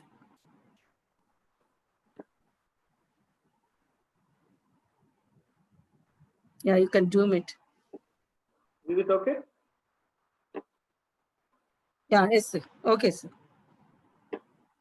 Yeah. Because some are seeing in mobile, for them it is not visible. Okay, no problem. No issues. So you have classwork on the stream. You can do it to show attachments and details also. Any option you can select as a teacher. You can condense notifications or hide notifications will not come into picture. So any kind of option you can select. Show deleted items, only teachers can see. You can also open this. You can click this button. on. Coming to the last part, you see this grading. This grading is a new feature in Google Classroom, recently updated. Recently in the sense, this is 2020, so last year. I think in the beginning of 2019, they have updated this. So grading system, you see grade calculation, overall grade calculation. If you want to learn more, you can click this and look at it. Overall grading. Here there are some options given. No overall grade. You want to give only marks, like as a teacher we correct the answer scripts and give marks like that. You can put like that. No overall grade will be given. Or total points. Points you can add here. Total points. When you put this column, the grading process will be given according to the subject. Show overall grades to the students. Yes, you can keep it like this. So students can see the grades, how the grades are given to the students. Each and every student can access that. So here grade categories. Grade categories, under that we are going to give grade categories here. So grade category, on what we are going to give some grades. Okay. So as I am going to give a paragraph rating. Okay. Paragraph rating. This grade, how many marks shall I give? Let me say 30 marks I'm going to give for paragraph writing. Another grade category I'm going to add as assignment. I'm going to give the students assignment for 30 marks. Another grade category which I'm going to provide grade category presentation. Presentation in the sense, he or she can present through a written document, or oral presentations also can be taken care. Presentation, let me give 50 marks. And another grade category, reading. Okay. So reading comprehension, I'm giving reading comprehension grade category. Reading comprehension test. Let me give 10 marks. Okay. So like this, you can add as many grade categories. How many ways that you are going to give grades? You can have your own choice. So I have taken 4. We will see all these, how we can provide material and how we can conduct a test and how we can be graded. So remember, paragraph writing 30 marks, assignment 30, presentation 50, is teacher's choice how I am going to give marks. So reading comprehension test for 10 marks. It's a unit test, like, let me say this, 10 marks a test I will going to conduct. So after completing everything, the first one option, second box general category, and the third grading, this you conduct, prepare everything before in hand, and then go to the top side right one, and you click that saving. It will be saved. So settings are saved now. So teacher saved everything, giving the grades. So grades we are, if you want to see, you can do it, but we haven't done any work or assigned any work to the students, so grades will not appear here. So we have people here. You have done that work. Now going to this classwork. Going to this classwork, this is the important page that we are going to do whatever, creating assignments, questions, topics, organizing classwork into modules, units, everything we can do it here as a teacher. We have right. So inbuilt one Google Calendar will be available here. Automatically it saves in Google Calendar. If you want to click this one, this Google Calendar open, you can page. Now 1 p.m. this line is coming here on 5th. This is the page that we are going to give the Google Calendar, and the information also can be provided accordingly. Okay, so we'll go back to the classwork, and this class drive will also be found in Google Drive. Google Drive will also be having a page for English language class. Wherever you can also find this. So classwork, we are going to see how to assign work to your class. Here we are going to create. plus button you can create. So you have an option here, though there are so many options here. Let us see how you can create an assignment. I'm just opening, you just open the page. You will find it here like this.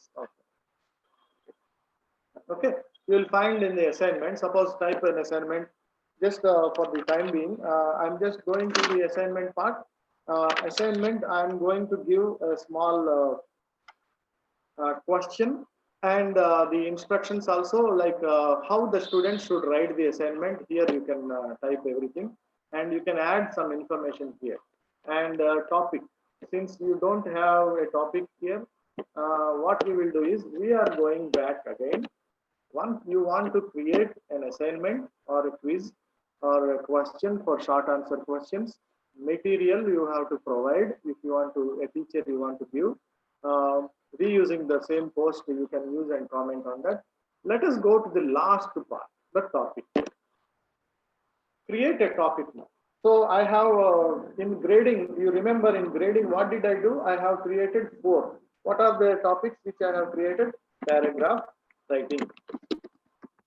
Paragraph writing. This is the first topic which I have created. Paragraph writing, 30 marks I mentioned. Okay, grading. When I started creating the grading page, what did I do? I have given the paragraph writing 30 marks. Okay, one topic. So again, you want to create another topic, go to the create part and topic. And the second topic, I have given assignment 30 marks. Okay, so assignment topic, I have given 30 marks in the grading. You remember that. I will show you again if you want. Go to the settings part. You have created here, you see grade categories. Paragraph writing topic, assignment topic 30 marks, presentation and reading comprehension test. Okay, these 4 topics I am going to create now. So let's go back. I have created now assignment 1 and paragraph writing. Again, I will go to another topic. Any subject, any topic also the teacher can create such kind of things. So the third topic is presentation. I'm teaching here the students the topic on presentation skills, how the students should present presentation skills. I'm going to give how to present in the on a given topic. That is also I'm going to teach the students in this topic. So next topic is creating reading comprehension. So these are the 4 topics which I have already I have mentioned it in grading. So whatever typing you are doing here, you can see here all topics. Left side, you have 4 options: reading comprehension, presentation, assignment, and paragraph writing. So if first one is paragraph writing. Okay. So suppose I want to change the order. You can just select it and go to the first part. So paragraph writing will come in the beginning. And reading comprehension will go last. Like this. You can change as many ways as you can. Or right click you can do move up. Okay, move up. Right click will be a helping hand, right one, and you can just move up. The first one is paragraph writing. So if you want to give the name also, you can give the name, rename it. 1, topic number 1. It's a rename. It's a paragraph writing. Okay. Next, presentation. Presentation also you can go to the right side one, rename it as presentation. What is the number? Presentation number 3. Give the number 3. So what is the 4th? Reading comprehension is number 4, which I have given under grading. Number 4. Rename it. So slowly, as teachers, we have to do it very slowly, and some people must be knowing about this. But simple thing we are going to do. Assignment is number 2 topic. So the topics are given here, and go to the all topics here. So you can now put it in an order. Okay. The assignment is on the last line. So what we are going to do is you can go up. And again you can go move up.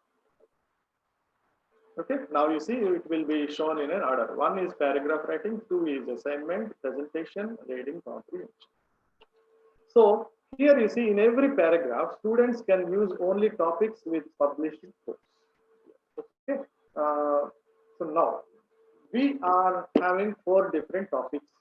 On this topic, we are going to give an assignment or a short answer question or an exam. Okay. So as a teacher, what we are going to do is before conducting the exam, we will definitely provide some information in online.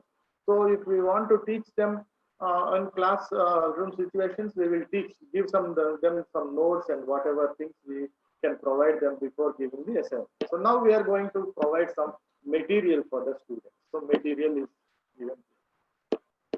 So what type of material you are going to give here? So here is English language class. This is given to all the students or only these 2 students. Individual also you can give material, or to all students you can click and it will be send it to all the students in the class. So the topic now which we are going to create here is on paragraph writing. In paragraph writing, we are going to create some notes. Okay, material for paragraph writing. So here also you can type it here, paragraph.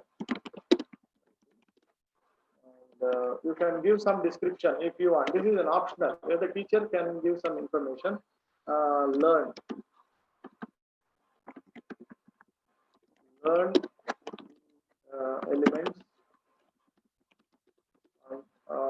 elements of writing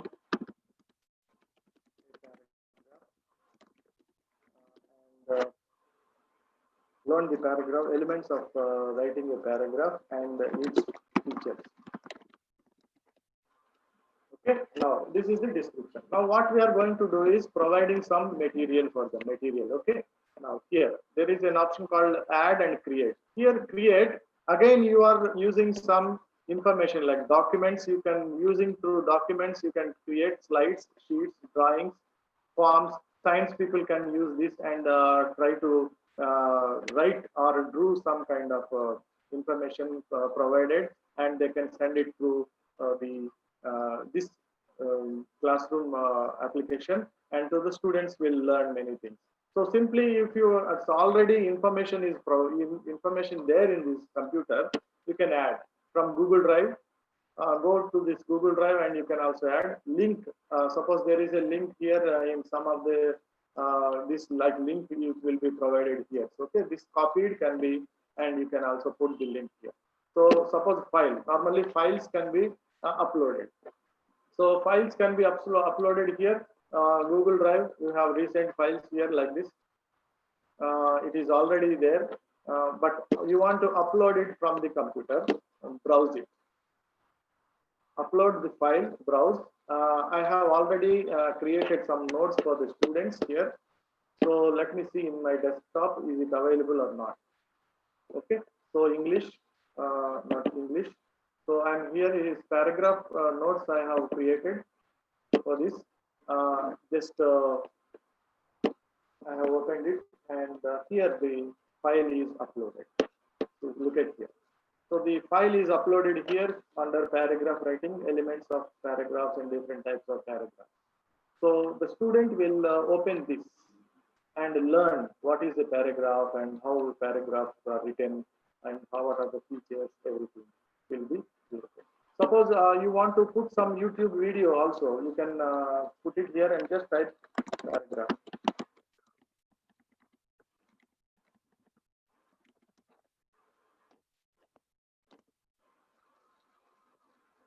Paragraphs, you can also put some, what is a paragraph? Simple. Just click this one and add. You can add it as a video, YouTube video.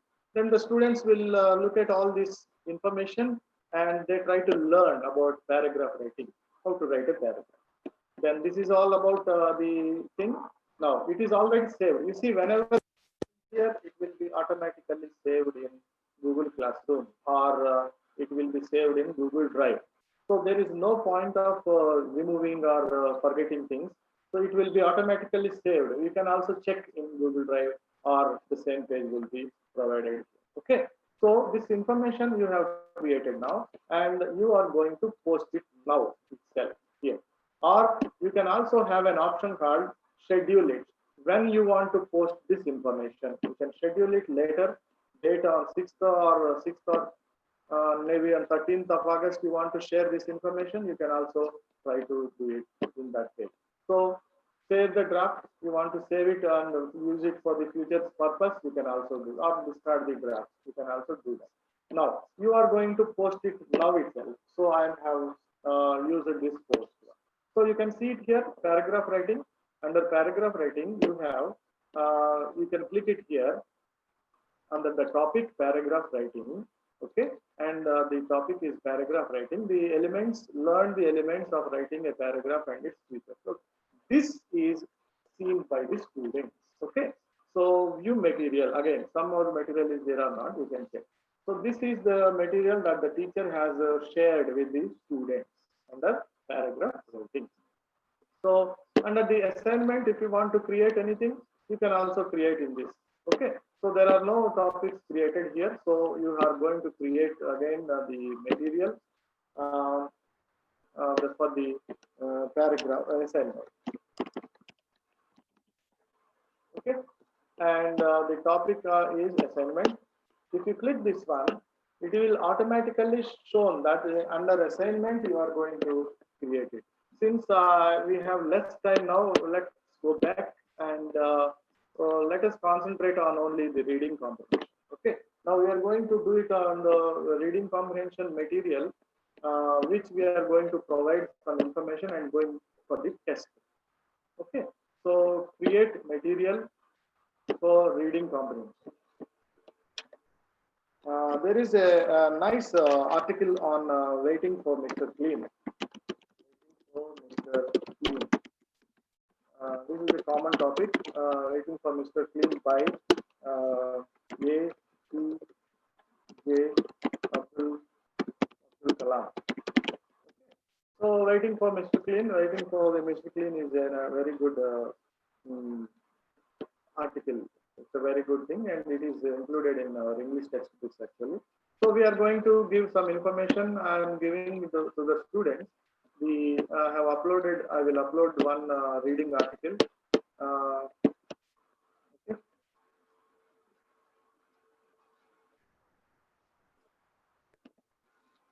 Yeah, this is the passage. No, this is the passage that waiting for Mr. Clean passage. Students have to read the passage and write the test. That's the main intention that I am providing them the reading passage. Okay, so like this we can use material to conduct an exam. Okay, so this is the passage that the students are going to look at. The passage is like this. You say that the government is inefficient. Like so, this is an article by Abdul Kalam, which I have sent it to the students. So this is sent to the class, all the students, and the topic is reading comprehension. Okay, and we are going to, it is going to save, and we are going to post. So now it will be shown here, waiting for Mr. Clean. So for reading material, as much as you can give it in this Google Classroom. So now we are going to create a quiz assignment or an assignment.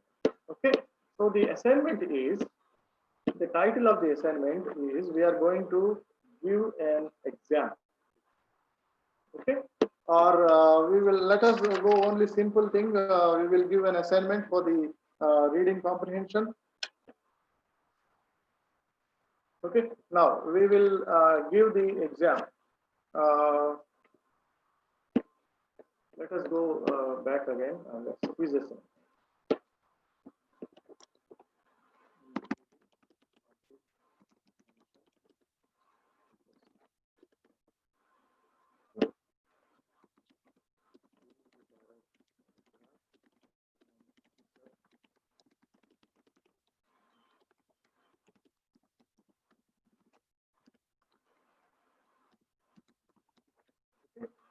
So we have here the category is reading comprehension. Grading category, reading comprehension. How many marks we have given? 10 points. Okay. So beginning we have given grading category, reading comprehension is for 10 marks. So due date, I will give you on due date, which date the students have to submit the assignment, 8th August. Okay. and go to the last part. You have an option called, I think I have to remove this.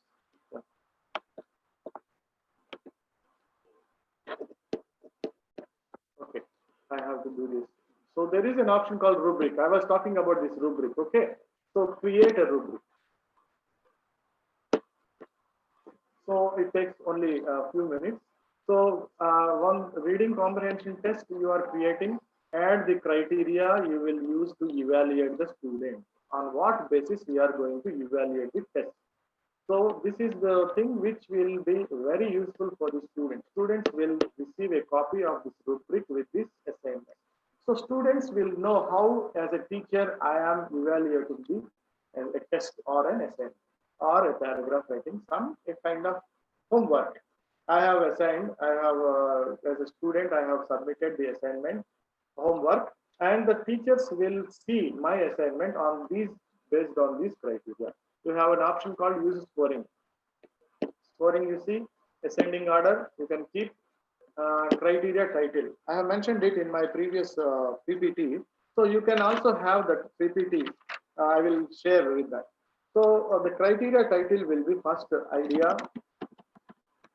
The teacher is thinking on what basis I am going to evaluate the assignment. Idea, explanation. How the student has explained the given topic in the assignment, idea explanation, how it was. Criteria is description is effectively communicated and communicate and explained. Okay, so this is the description. Now you will have an option here is points you are going to give for the idea explanation. How many points you are going to give? Let me say 10 points. Okay, on 10 points. Okay, now we are going to give idea for explanation 10 points or 5 points. Okay, let me give a simple example, 5 points. The level is, what is the level now? Excellent. The student has written the assignment in an excellent way. Description you are going to give. Students will all see everything here. So you have to give an explanation why the assignment is an excellent one. So very effectively communicated. Okay, very effectively communicated.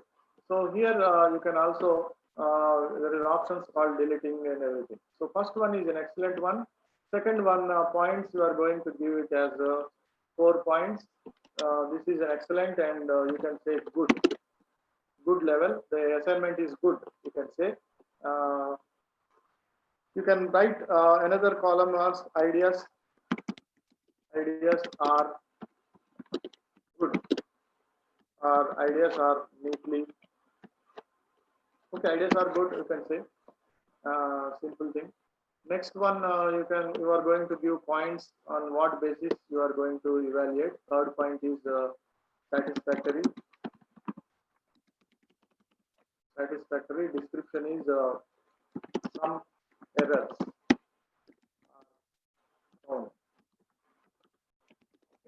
And the last column, fourth column is you can give 1 mark. This is unsatisfactory. Don't give 0 marks. Teacher, we will not give 0. So 1 mark is given for unsatisfactory because he has submitted something he has written, either it's irrelevant or wrong answer, whatever it is. So many errors,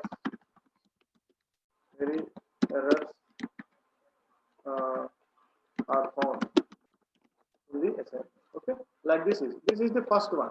So what criteria? Idea explanation criteria we have distributed, and out of 5 marks, the student gets excellent, means you will get 5 marks here. Out of 5, you will get 5 marks.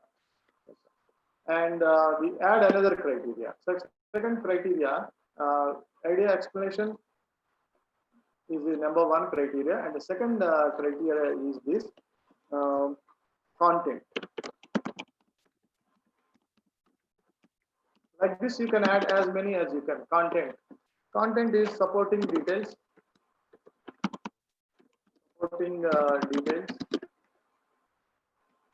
relevant information. Okay, supporting details and relevant information. Is there anything wrong? Relevant. Yeah. So the points which I'm going to give is here again 5 points. Level is excellent, and the description is good of supporting. Okay. So another one is points is 4. We have good description is sufficient supporting. Okay. We are going to give as a 3, and this is satisfactory. The students will see everything. So on what basis we have given marks, they will be finding it out very easily. Limited supporting details. So the last column is 1 mark we will provide this unsatisfactory and not relevant information. Okay, so like this. So you have created only 2. You can create 3, 4, something like that. Add with the criteria. Okay, and after that you have to save it. So here you see rubrics. We have created 2 criteria and 2 10 points. So criteria 1 is idea explanation. Second criteria is content. So 10 points out of 10. How many points they is going to get? So you are going to assign this. Okay.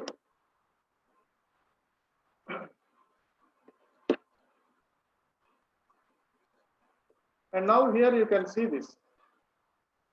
Reading comprehension, waiting for Mr. Clean, and material is given, and reading comprehension test you have given, and turned in like this it will come.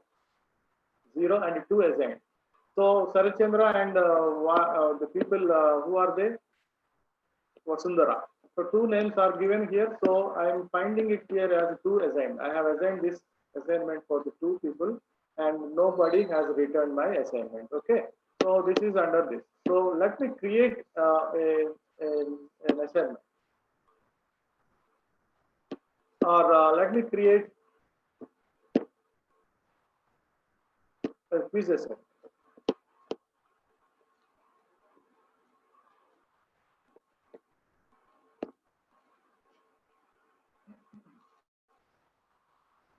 Yeah, it will appear like this. Let me create a quiz assignment. Quiz assignment is reading comprehension test number 1. Okay, you can give the description also. So here you see there are not many options. Now the teacher is going to create a question paper. So question number 1. Question number 1, I'll just write it so easily. Name 3 burning issues. 3 burning issues faced by Indians. You see, when you are typing this, you will have a right side option, paragraph. This is a paragraph writing. I was discussing these things in the previous session. Short answer, paragraph, multiple choice, check boxes, drop down, file upload, linear scale, multiple choice, check box grid. These symbols will help you out. So date and time. This is the PowerPoint presentation I was showing about this. So the first question is talking about the short answer question or paragraph question. Whichever you are going to give, you can give this answer. So the important thing is whether the question is important or not, you can give. It's required. It is required means it is compulsorily you have to write it. Okay. The answer key should be provided. Answer key, name of the 3 issues given. If the teacher is giving an answer, that will be saved in the Google Classroom or the Drive. So the points which you are going to give under this is 3 marks. So you have given 3 burning issues. So 3 points, students write 3, then the points will be 3 points. Okay. answer feedback will also be given. Answer feedback is like great answer. Okay. So then you will buy. You can see everything here. Done. So the first question is given, name the three, and it is like a short answer, and the points which you are going to give 3 marks for the first question. So going to the next one, you want to click this button +1, and this is will become add another question. So if you don't want to add another question, you can go to the simple thing is that you can drag this, and it will come down, and it will also be given as a second option. Okay, the second question which I am going to do is paragraph writing. Why do you think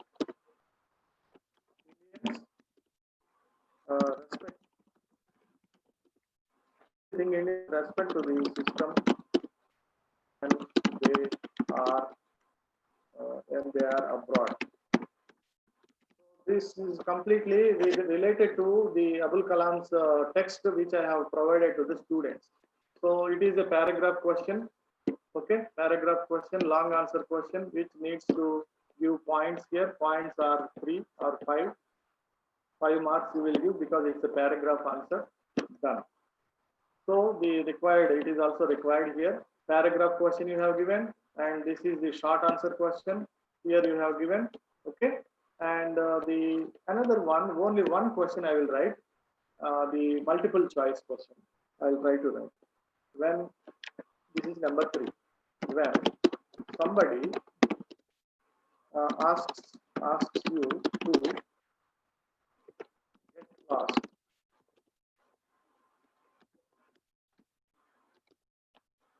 you are being asked to. Okay, this is the question. Option 1, you are giving answer 1. Shut your mouth. Second option, you are giving multiple choice. Second option, you are giving run around. Third option, normally we give 4, sit down. Number 4 option, go away. Okay, these are the options which are given, and the points, this is a multiple choice. So points, I will be giving 1 mark. Okay, 1 mark I am giving, and the answer is go away.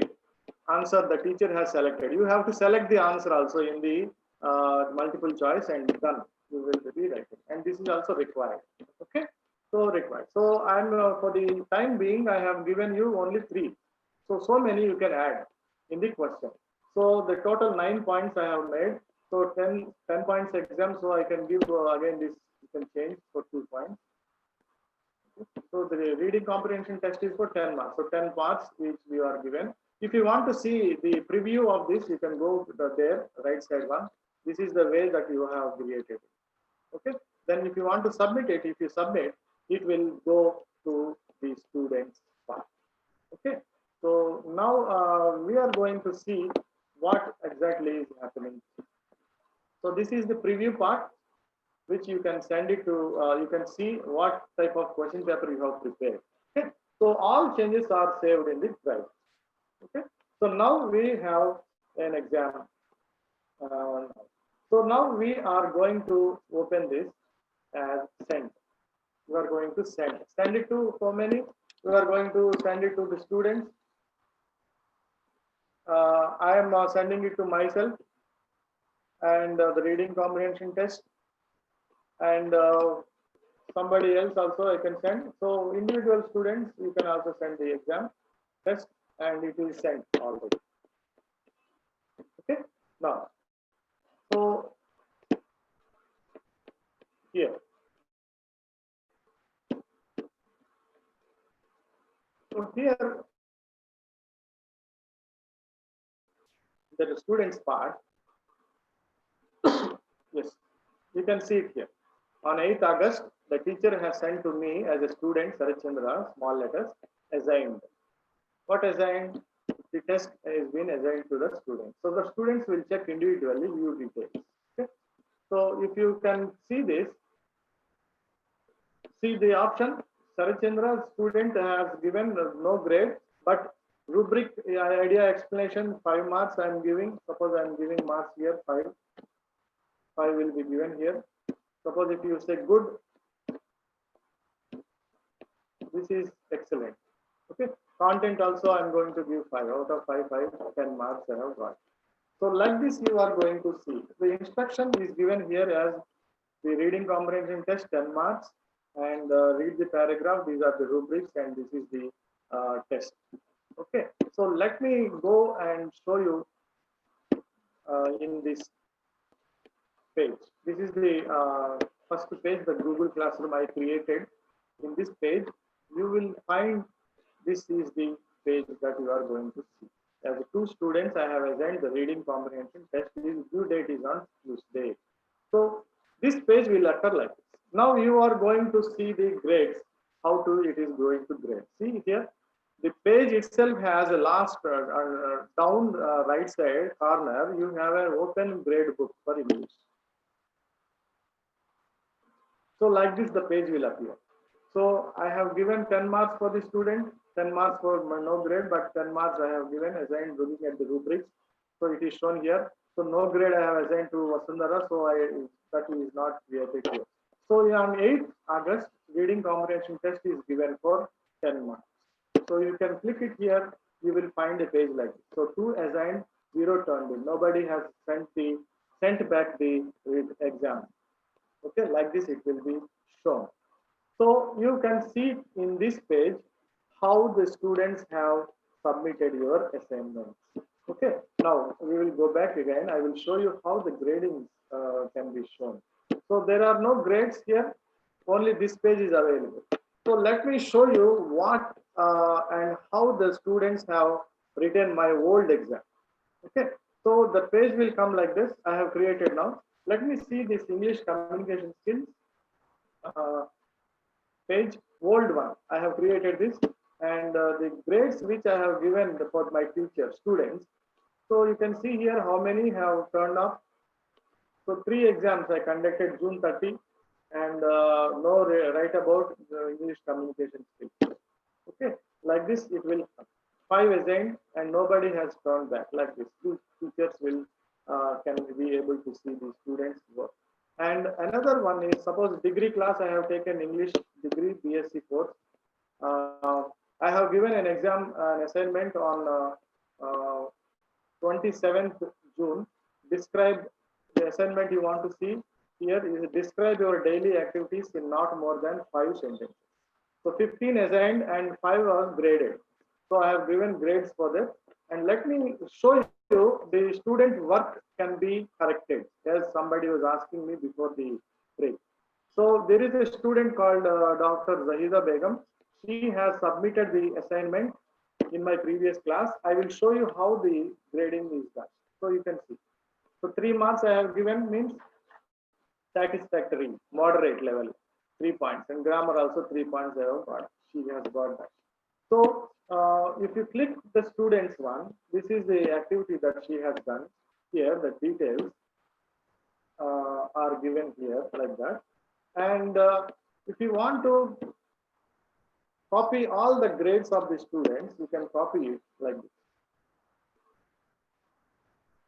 So that the class, BSc class, the grades which all the students have got like this. So grades, degree BA, BSc class. Okay, I have given an assignment June 27th, describe your daily activities in not more than 5 sentences, 20 marks exam.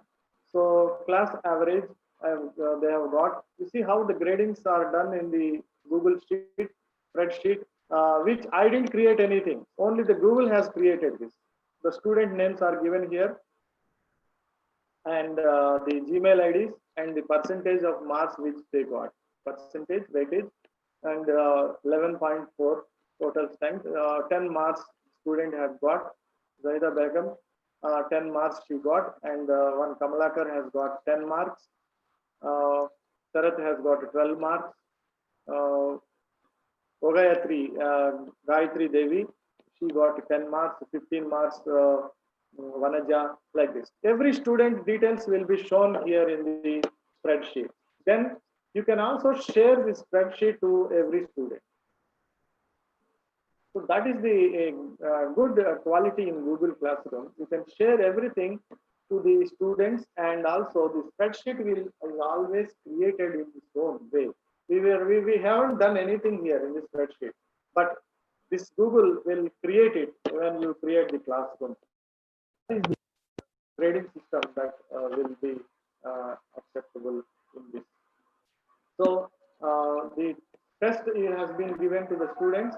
Now the grading system which I am going to show you is the old class which I have conducted. Okay, so you can see here marks, total points 20, 10, 12, 20 like that. You can also change the marks which you wanted to see.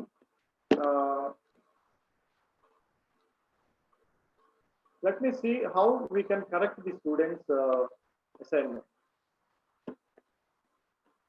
Okay, let me see how you can correct the students' assignment. Go to the students' page, each and every student's page, and the student has sent the assignment like this. Okay, she has sent the assignment to the teacher in this format. Okay, and you can open this here in the same page. Describe your activities in not more than 5 sentences. This is about Vanaja's assignment to the teacher. So as a teacher, I am reading the assignment here. You can see it, the assignment. Okay, and I am going to finish it. Okay, so now we are going to, suppose I wake up at 7 a.m. in the morning. In the morning is wrong. Okay, and in the morning you can highlight this and you can write the comment immediately in this page only. You see, in the morning I have created, this is not necessary since you are using YAM. Okay, and you can send this to the student. Suppose I spend an hour, you will highlight this and you can change the comment like this. You can change the comment and you can also write whichever is the correct answer.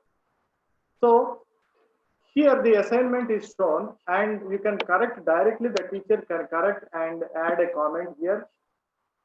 Break fast. If you want to check the spelling, you can write this check spelling.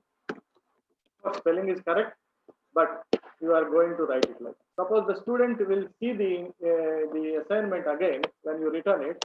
He will see the highlighted one and the comment, teacher's comment here. Okay, for my family, suppose you can add a comment here plus comment for my family.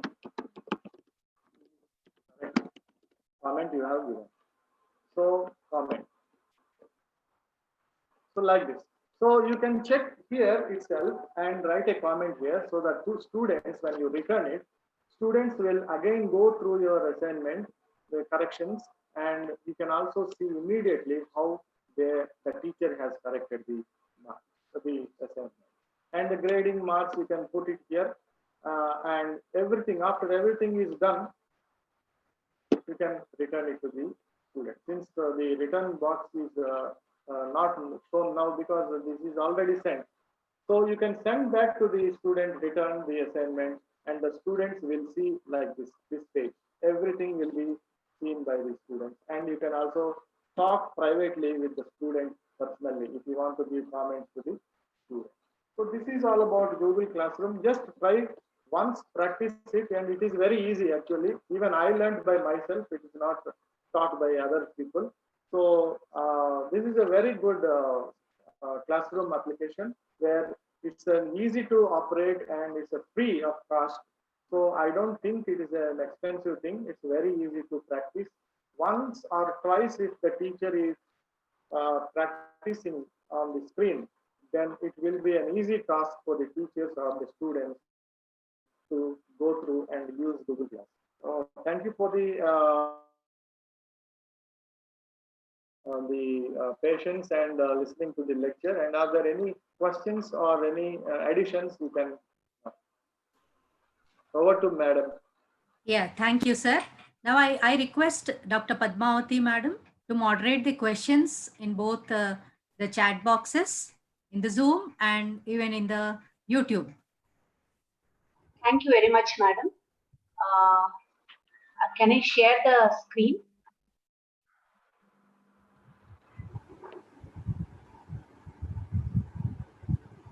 Madam, shall I? Sir, may we allowed to share the screen?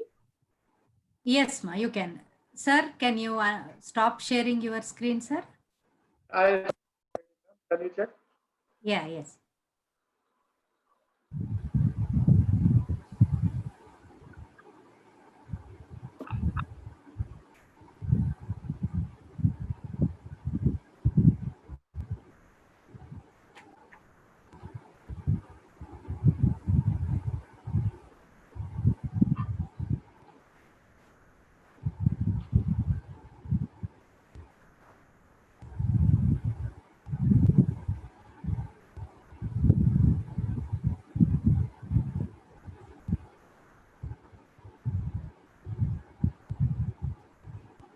Madam, may I know whether you are able to see the screen?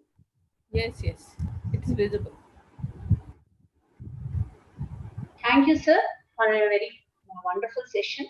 Now, we have many questions, sir, for you. Just one minute. Just try slide back. Question number 1 is from Rajani K. To you, sir. Can we create a Google Classroom as an individual, or should we register the organization? Sir? Sarachandra, sir. Hello, madam. Hello. Hello, madam. Just I'm saying, ma'am. Yeah, please. Sir, Sarath Chandra, sir, are you there? He is there actually. He's there, but I think we are unable to.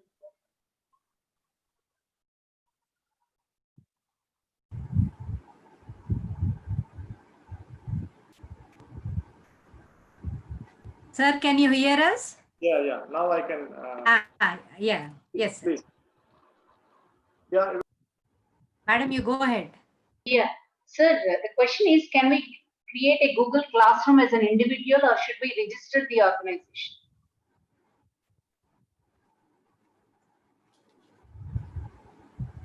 Madam, I think sir is able to hear me, or you will read it out. No, he's there, ma'am. Okay. Sarath Chandra, sir, can you answer this question?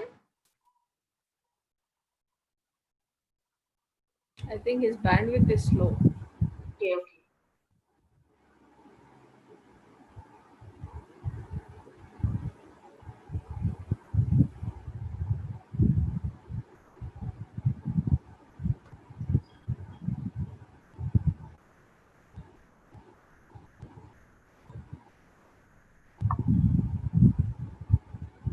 Sirisha, madam, could you please ask sir whether he is able to see my screen? Yeah, he's seeing, ma'am. I'm calling him. Okay.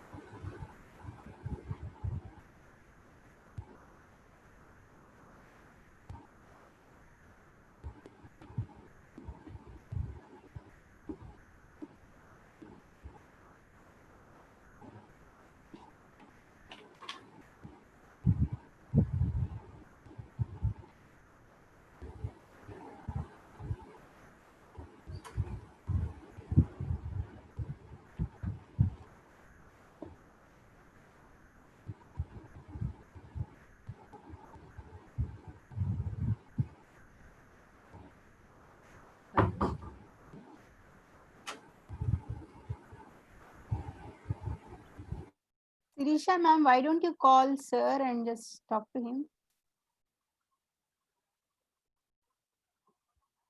Sirisha ma'am. Yes, ma, I'm trying to call him. He's disconnecting. Maybe some networking problem. Okay, okay.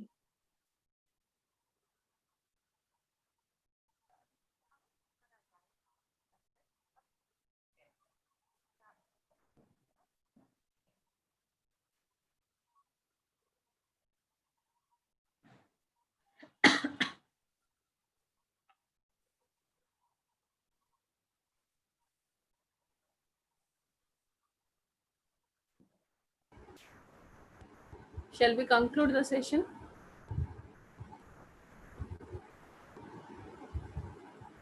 Yeah, we can wait for a few more minutes, ma. I'm trying again. Or Wait, we go. ma'am, let him clear the doubts. Yeah. Wait. Ma'am, meanwhile, you please announce about afternoon session.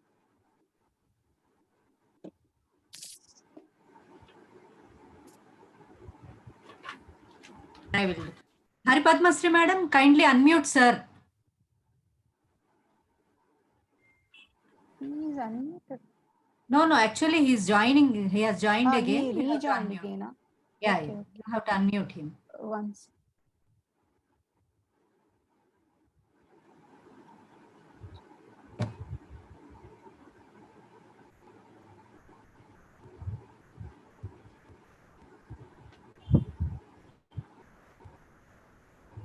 I'm unable to see him. Maybe he joined with some other phone or what? Oh, yeah, I could see. Yes. Can you see?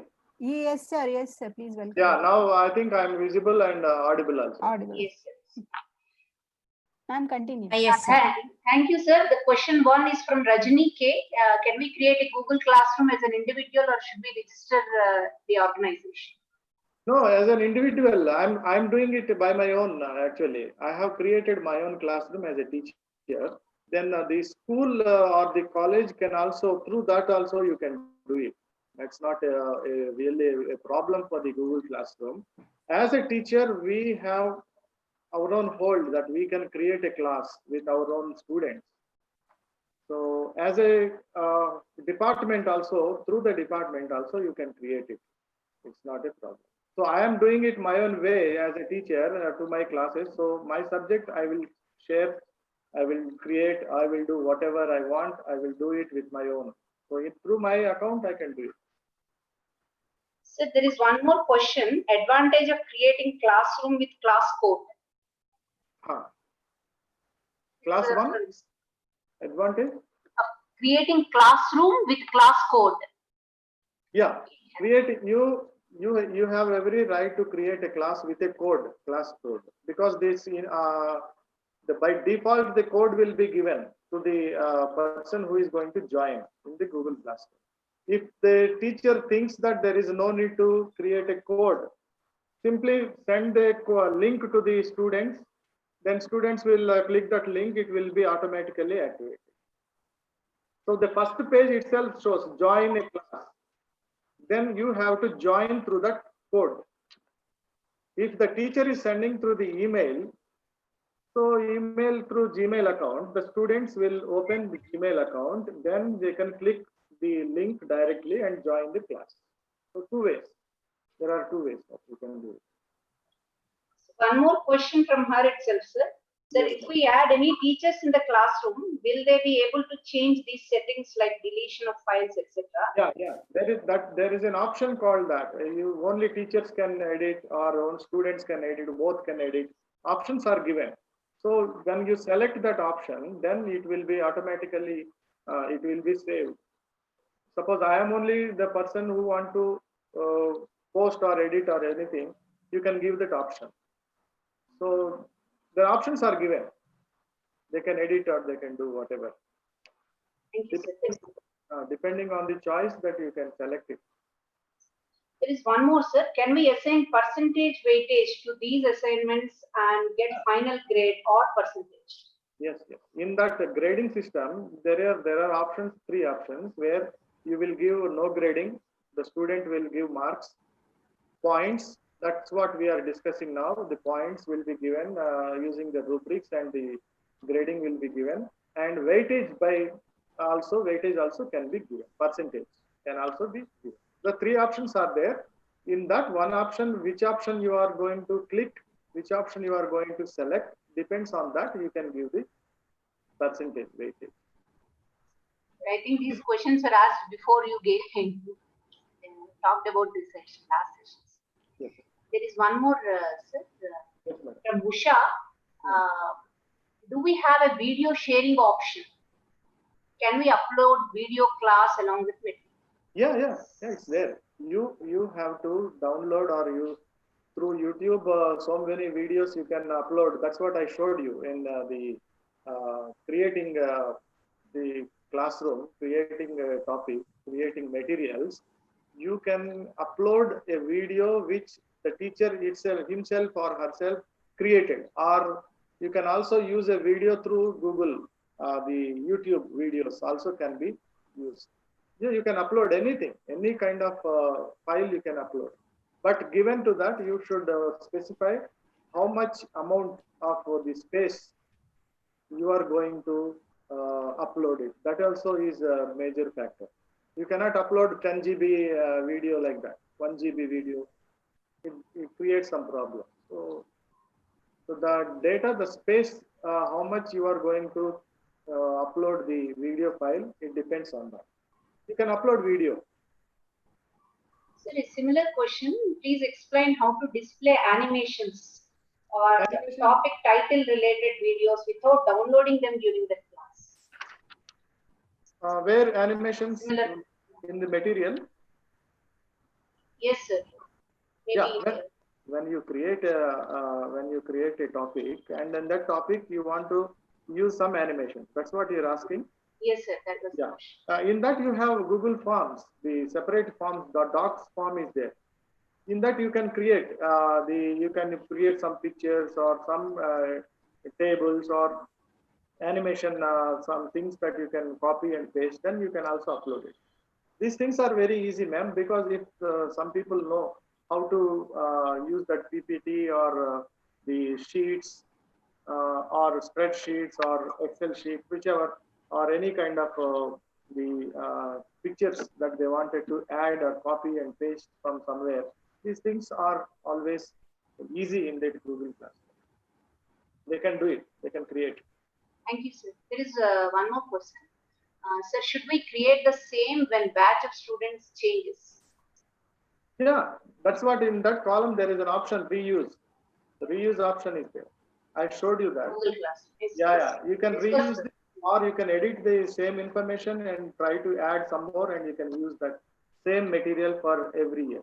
And the last question is from Rajagopal Rao. He asks, can we add an audio clip to Google Forms?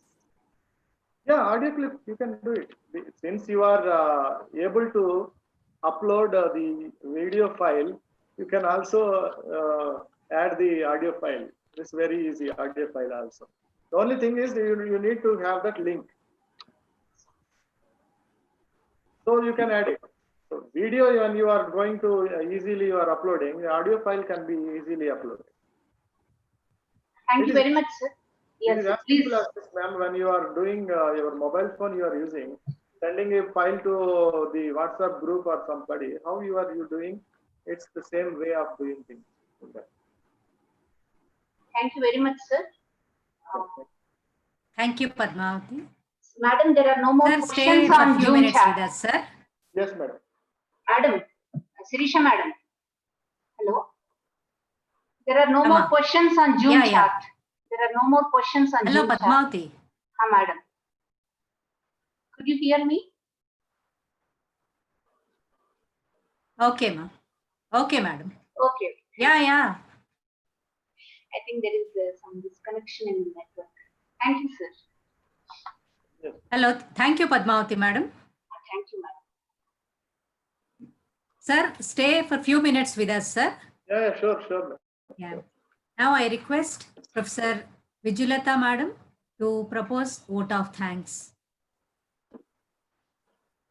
I would like to thank Dr. P. Sharat Chandra for an excellent talk and demonstration on the hands-on session on Google Class and how one can use these Google applications for education and Google educational suites, how they can be used, and how a Google Classroom can be used, and what are the tools available in the Google Classroom were elaborately explained by Dr. Sharat Chandra. And he also talked about the grading method, which was a new option given in Google Classroom, and that will be very useful for the participants and also for us, sir. Thank you very much. Thank you, madam. And now we'll break for the lunch session. We'll meet again around 2:30 p.m. for the session 2 by Professor L. Pratap Reddy on free software-based tools for web conferences and online teaching. So we'll break and we'll join back at 2:30. And you can take up the link given for the second session from the link, Google Zoom link. Okay, thank you. Thank you, madam. Thank you. This is an appreciation certificate for you, sir, as a token of appreciation for sharing your knowledge and expertise on Google Classroom. Thank you very much. Thank you, ma'am. Thank you. Yeah, thank you very much, sir. Yeah, thank you so much. Thank you, sir, for the elaborated and patient lecture. Thank you. Thank you, sir. Thank you. Most of the students must have got Yeah, this, benefited. with this, sir. Thanks a lot. Can I take leave now, ma'am? Yes, sir. Thank you, sir. Thank you, madam. Thank you for the time. All the best. Thank you. Thank you, sir. Ma'am, shall Yeah, I end the session?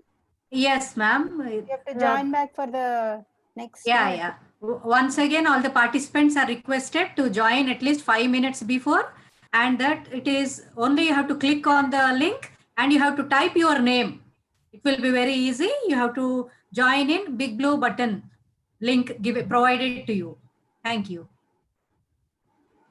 Yeah, the link is there on the brochure also in case suppose somebody has not taken it from here. Yeah, please.